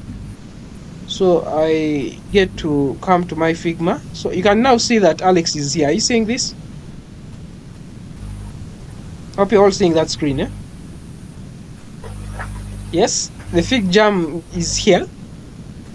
So I can just, it makes life simple. I think I talked about creating an account. You recall that? So now we are coming. Please share the screen. Frank, share the screen of that Figma so we again collaborate together. Oh, okay, fine. Yes, so share the link. First of all, I'm coming to create a new file design. Where did you go? Where did you go to create new again? Sorry. Okay, let me get back to my files. Let me first delete that one. Okay. Let me move it to trash. Okay, so basically, have you seen this here? Create new, create, because I already have some. I already have Okay, some other right. stuff, some other screens, Right. whatever you can see them. I already have some activities here, done very many of them and whatever. So we are coming to create a new what? A new design. So I just come here, click here, create new design file. Yes. I just click Design on file. it. You see? Yes. So what name should we give to our project or app?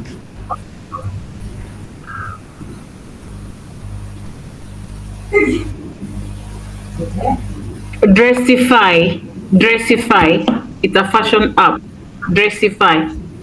Something like that? Yes. Okay. So I have it named as Dressify, yeah? Right? Yes. So let me share this one here also such that you can edit. Huh? Right. Let me share it such that we can do this together.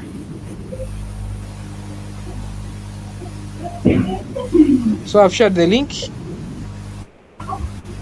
We are right in. Yeah.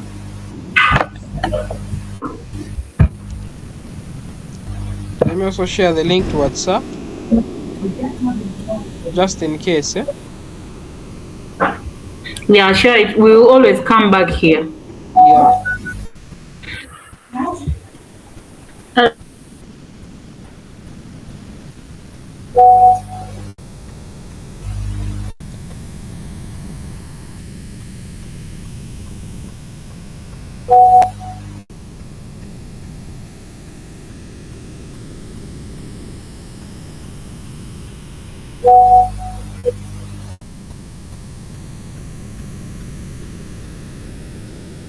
Okay, we are all in, right?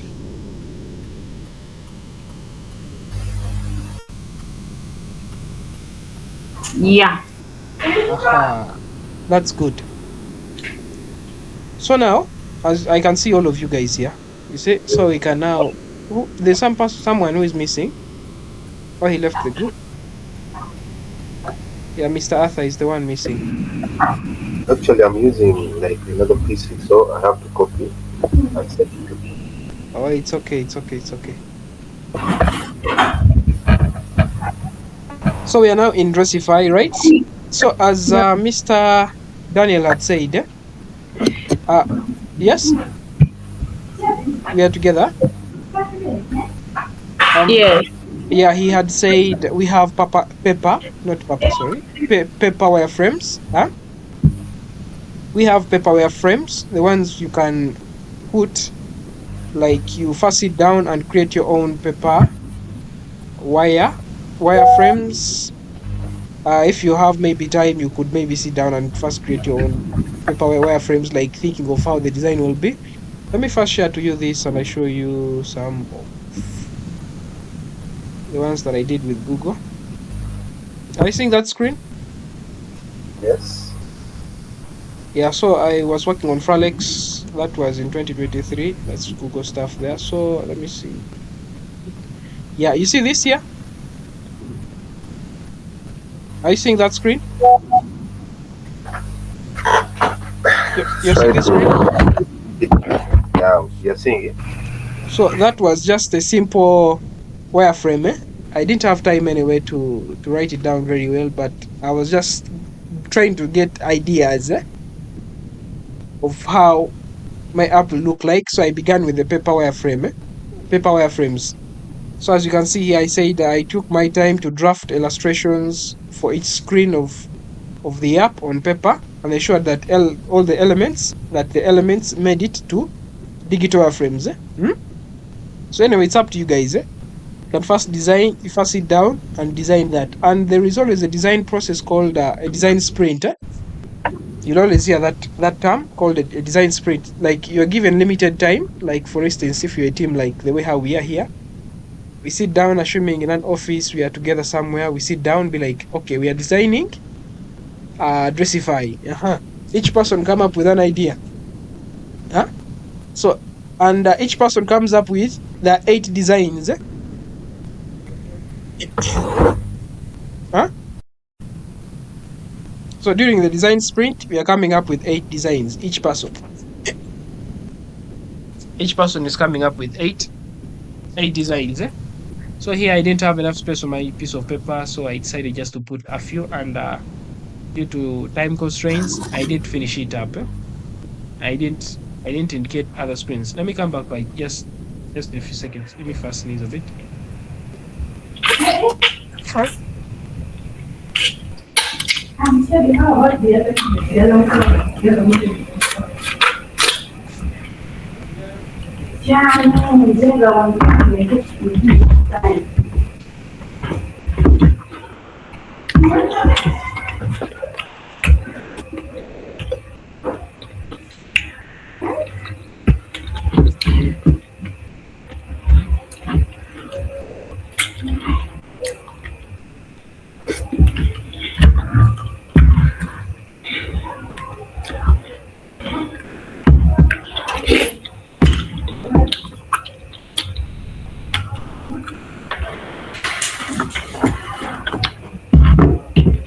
Okay, let's get back. So in simple terms, for us, we're just going to jump straight to the digital wireframes. So we get back to our Dressify.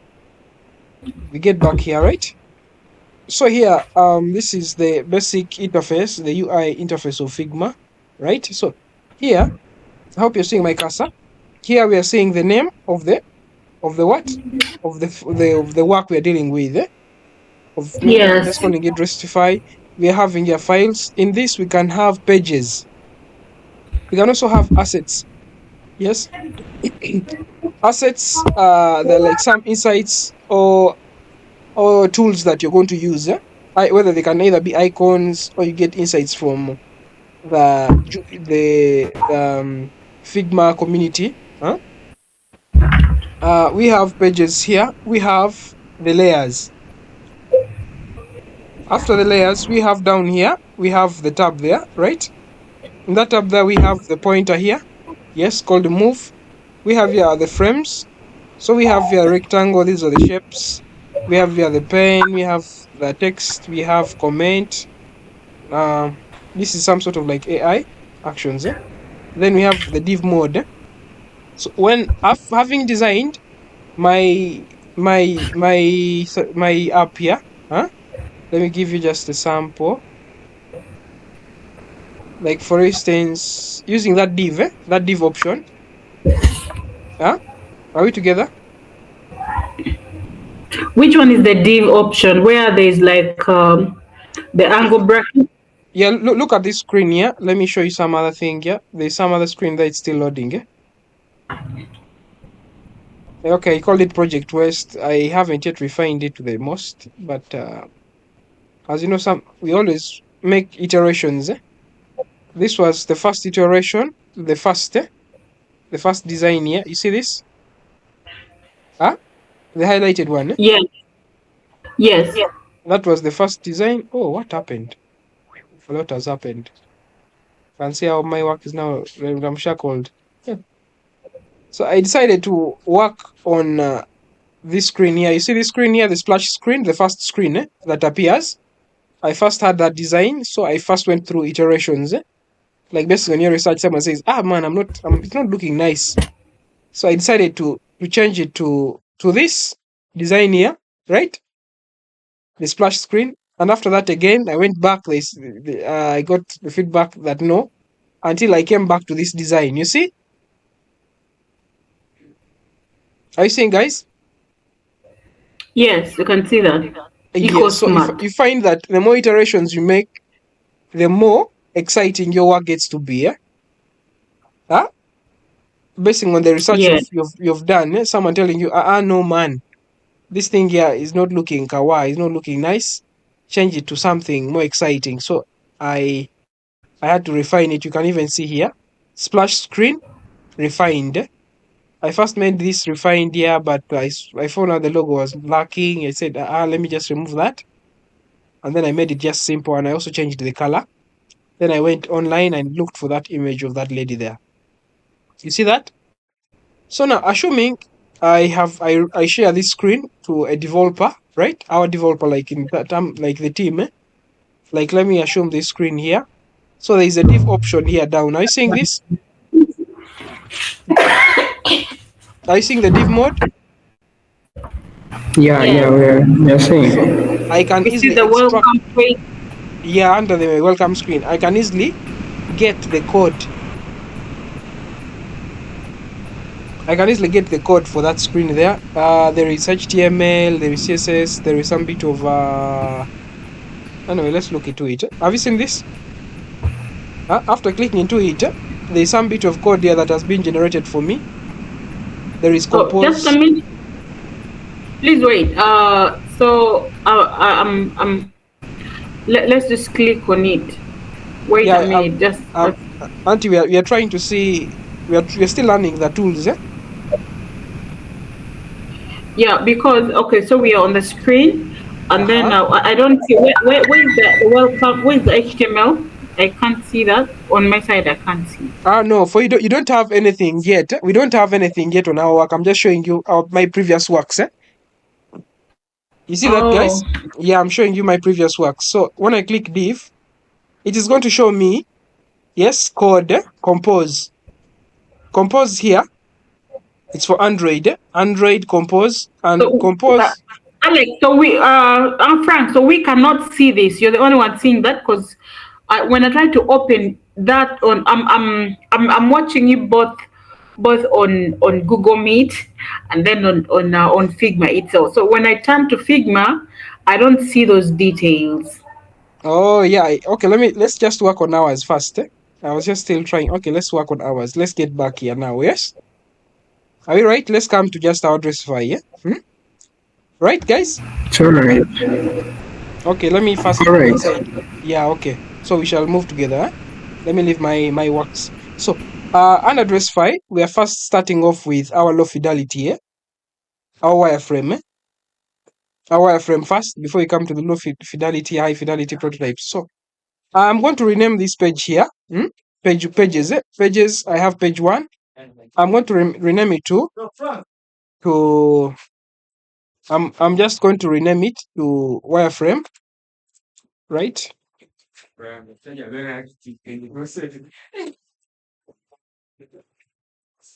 So I change it to wireframe, right? Are we there, guys?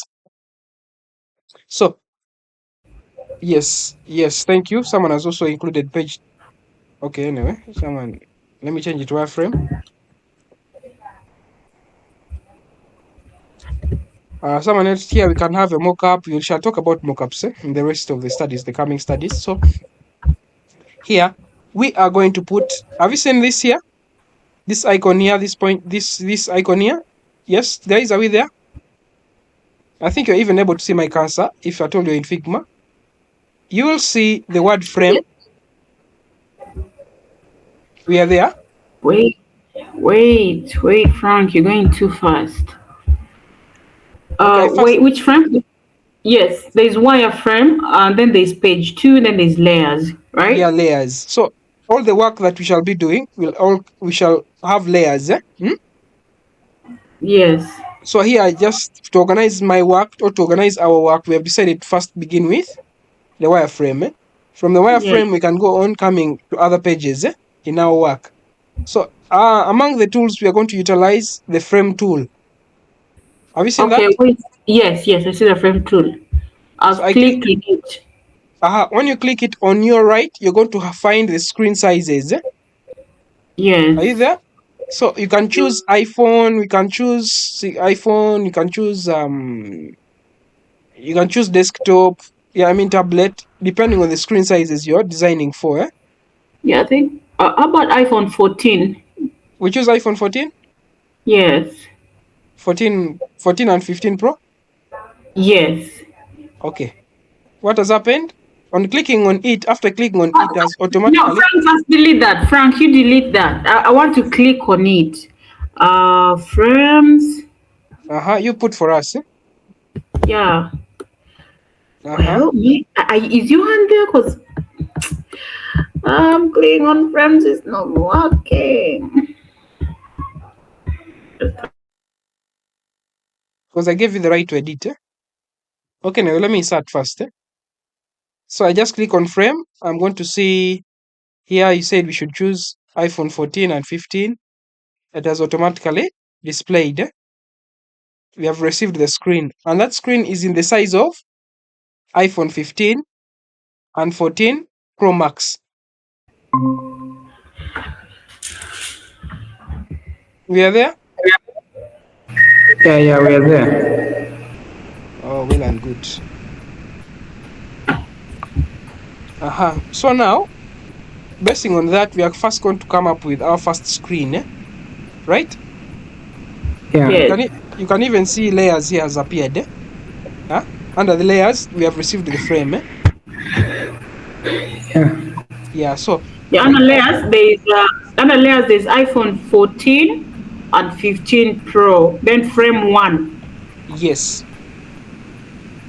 You get that? So right now we can decide to rename this. So Frank, just a minute. So every time you create a frame, it comes under layers. Yes. Okay. So we can decide to rename it as maybe splash screen. You know, a splash screen, it is the very first screen when you open. Some apps have splash screens, other apps don't have them. Maybe for us we don't have, but some apps have them. They are the first apps they are the first screens that appear. They're like transition screens. Are we there? Yes. Okay, now let's start off with the home screen. So I'm going to rename that Mr. Arthur, rename for us this. You can rename it, just click on that word iPhone 14 and iPhone 15 Pro. Change it to home. Double click on the word iPhone 14, iPhone 15.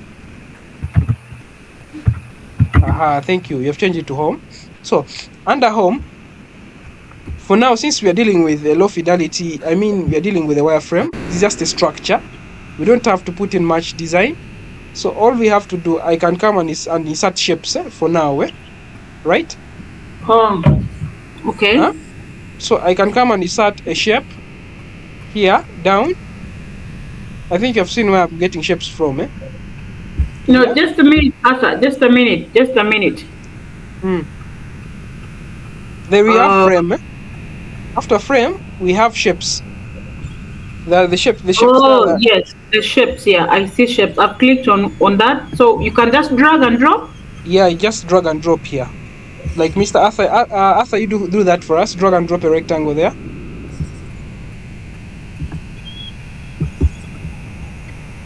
You have seen that rectangle? Now, yeah. you give it a name. Add a text, add a T. Have you seen a T there? Yes. There is a T. You give it as maybe start.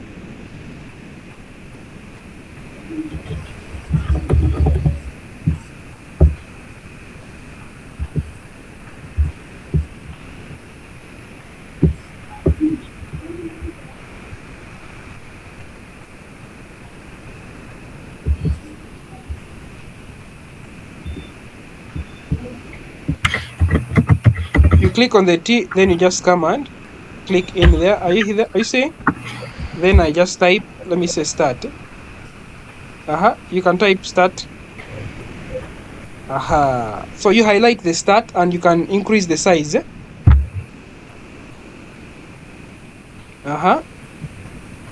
So in that, if I click onto my start there, you see, right? The text. There are many formatting tools there that you can use. You can increase the size. We have the position, we have layout, we have appearance, we have topography, we have fill, we have stroke. Are you seeing them? Yeah, so you can decide to change the topography if you feel like, maybe to your choice, and maybe increase the size maybe to to that. Then you can decide to align it. Frank, please share the link again. Something happened, then I left the call, and then I lost everything. Like, I don't know, I can't access everything so well. Please share the link again so I can join in very well. Okay.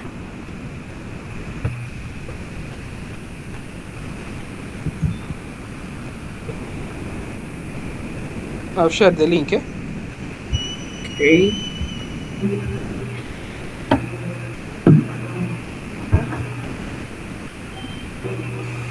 All right. So you see that? So we have just made that.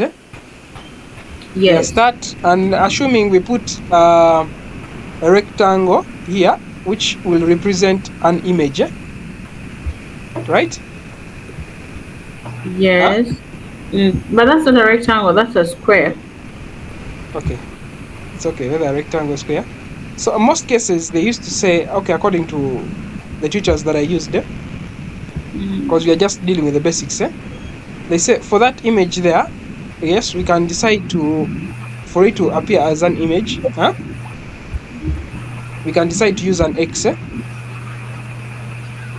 then lines like this to make it, like, differentiate it from other shapes that we are going to use. Okay, where did you get that drawing? Where did you tap to come up with that X? Okay, there are lines here under shapes. The shapes, there are lines, the arrows, the ellipse, we have polygon. You get that?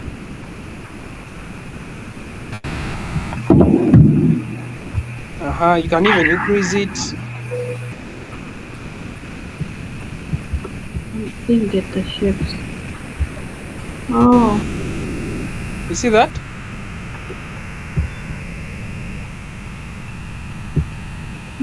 Complete.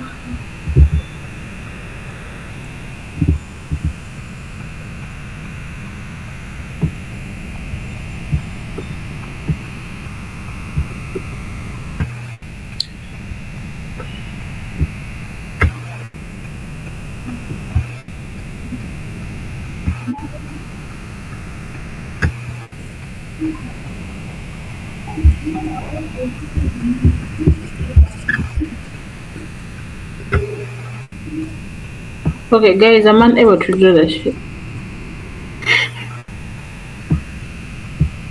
So you see that? So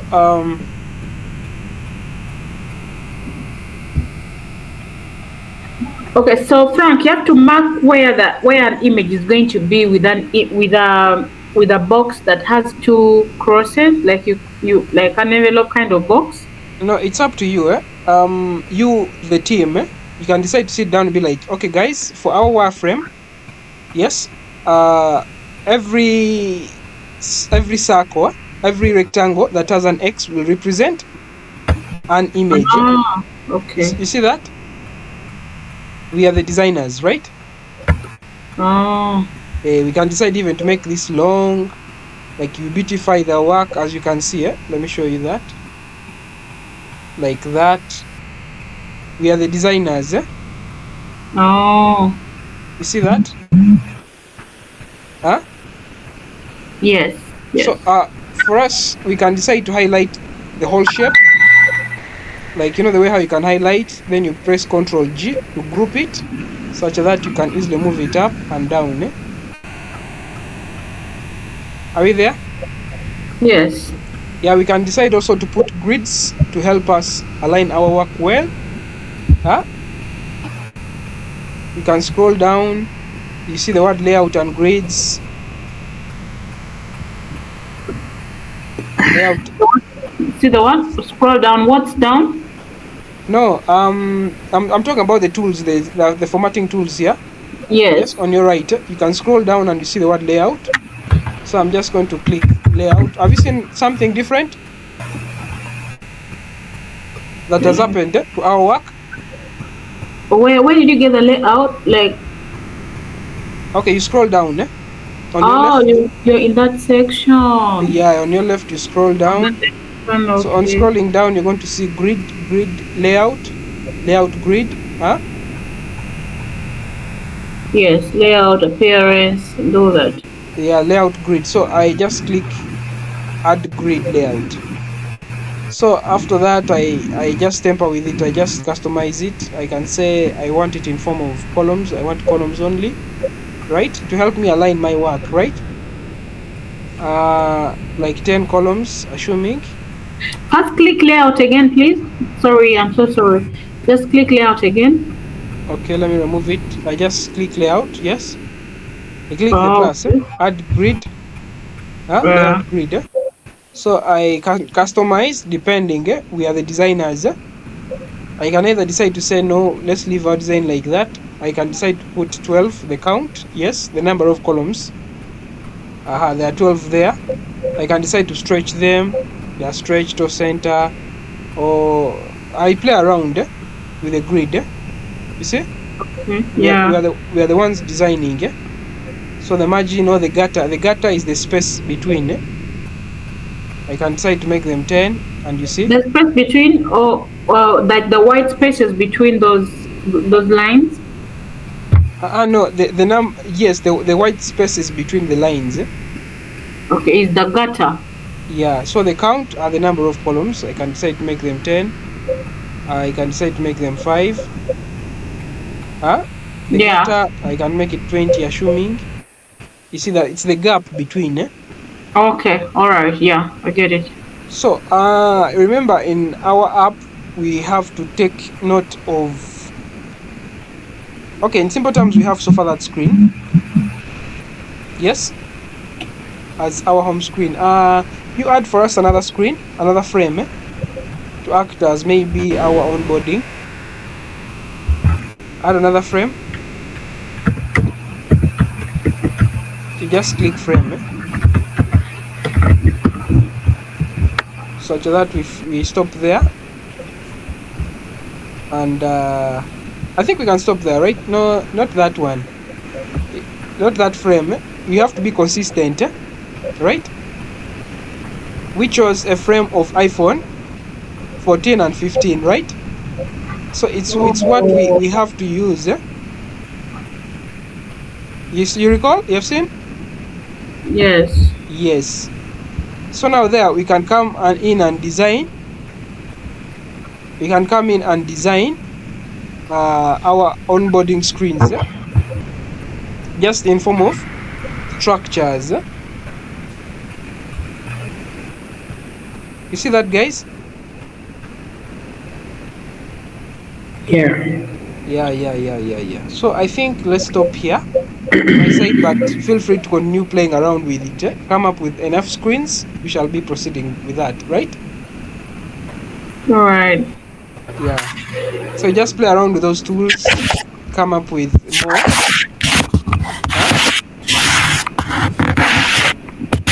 We are the ones designing. Anyway, for now, anyone with any question?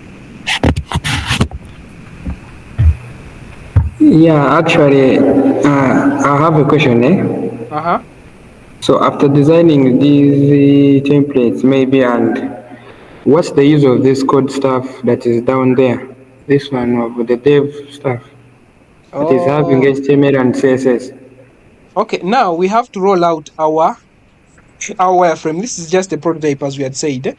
Assuming it is this one, home. I will come and activate my dev mode. Yes? Yes.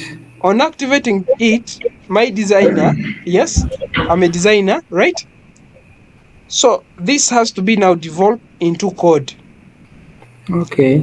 Yes, so I can extract some bit of code here to guide me, like for instance, size. You see? There's modify, width, height, background, right? Yeah. If I took that to HTML and CSS, are those in pixels? Like there's .dp. Okay, like CSS, there are pixels here. When you come to code, there's CSS here, right? CSS for HTML, you can use it either in HTML, and I see CSS can also be used in React, some bit of React, right? Yes. Yeah. So you just pick the code from here, based on what we have done. You just keep clicking.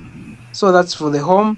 They will tell us the size, yes, which is 4 30, and the width, the height is 932. Okay, you click the image. When I click where our image is going to be, based on our wireframe, the image is going to have a width of 390 pixels, width of this, there may be the flex shrink, according to what we did, and also the color that we did. Everything, the text, you can see, the text, it has told us that the width is this, the color that we have used is black, the font family is inter, font size is this and that, and the text is that. So you can decide to export this in form of PNG or something, or just share to your developer by just sharing. You just share, or you open in VS Code. You get that? Oh. Yeah. Now, like for instance, let me share the other work. Let me first deactivate here this. Hope you're going to be able to see my screen. Like for instance, I tried to turn one of my projects here into code. It was this one. Was it this? AgriSmart. Are you seeing my screen? Yeah. This one here, right? Yes. So this one here, I tried turning it into code. Let me share my whole screen, I think.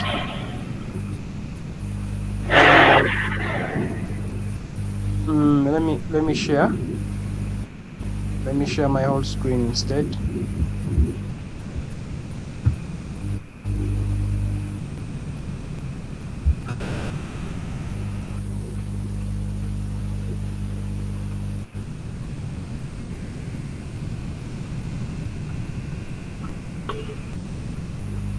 So we are there. So I then later on came to Android, right? I come to Android. I'm just showing you how it was replicated back. You see here? Are we there? Yes. Yes. So based on that design of mine, it's making my life simple to design the app, right? Because I already have insights, I already have the screens, I already have this and that.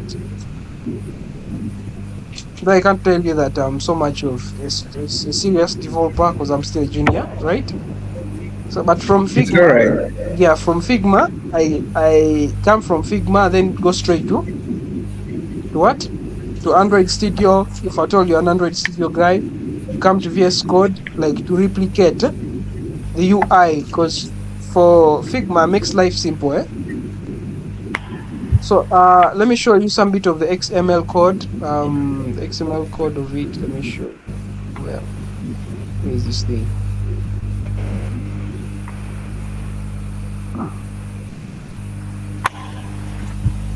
So have you seen this here? This is the code that can also be extracted from.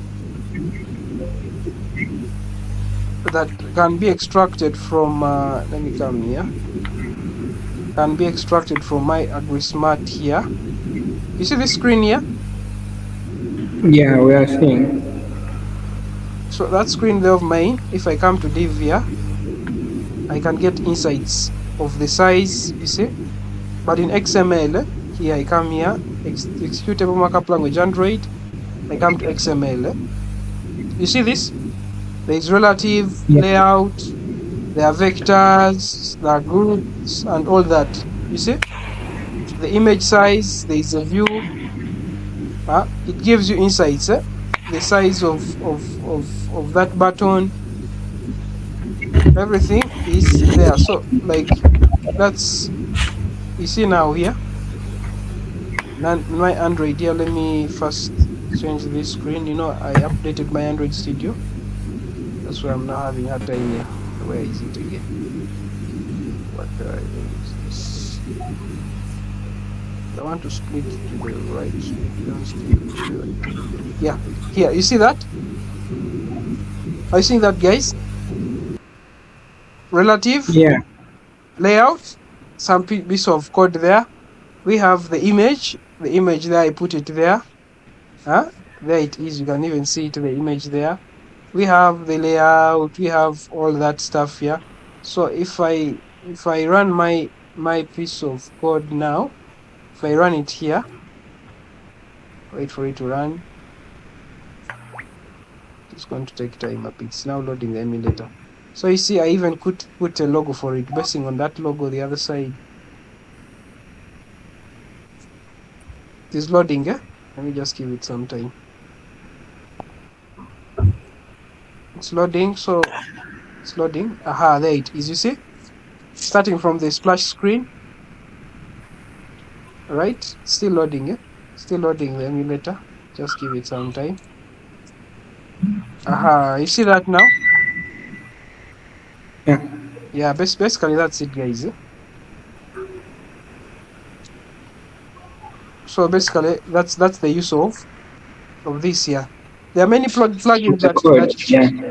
there are plugins that you can use to make life even much simpler, that will just convert that whole design of yours into code, right? Into just code here. Like for instance, iOS, I can use Swift either for Android. I can use Compose. Excuse me, Mr. Frank. Yes. What I was just asking is like I don't know where you got those codes like from The what? The codes. Icons. How is the codes are involved? Gotten. Like how is the code gotten? Yeah. Just here down. There is that leave button here. Actually, I can't see it. Like I can't see your cursor. You cannot see it. Let me try again to reshare the screen. Let me stop this. Let me reshare. Yeah. Are we now seeing that screen? Right? Yeah. So if I told them to see that screen of mine, I just click in any frame. But you share it. Yes. First we share it, but it is not showing. You're not seeing it? Yeah. I think are you all guys seeing? Yeah, we are. You're seeing. Yeah, so basically you'll see down here under that bottom tab. That tab there is the word div mode, or you can just click Shift D, and then you're going to see a piece of code here, code for developers specifically. So I said the plugins that you can use to extract for you the code into any language you feel like. Yes, there's web here, there's UI color, Figma to HTML to Flutter. You see this? There are many plugins. So guys, I think let's stop there, but feel free to practice with our what? Our Dressify, yeah? Dressify app. Feel free to interact with Dressify. Put in many screens of your choice, just wireframes for now, right? Are we okay there? And the session was recorded. I think by tomorrow the recording will be shared. Okay. Yeah, so guys, I think have a good night. Likewise, bro. Yeah, feel free to play around with that. Yeah.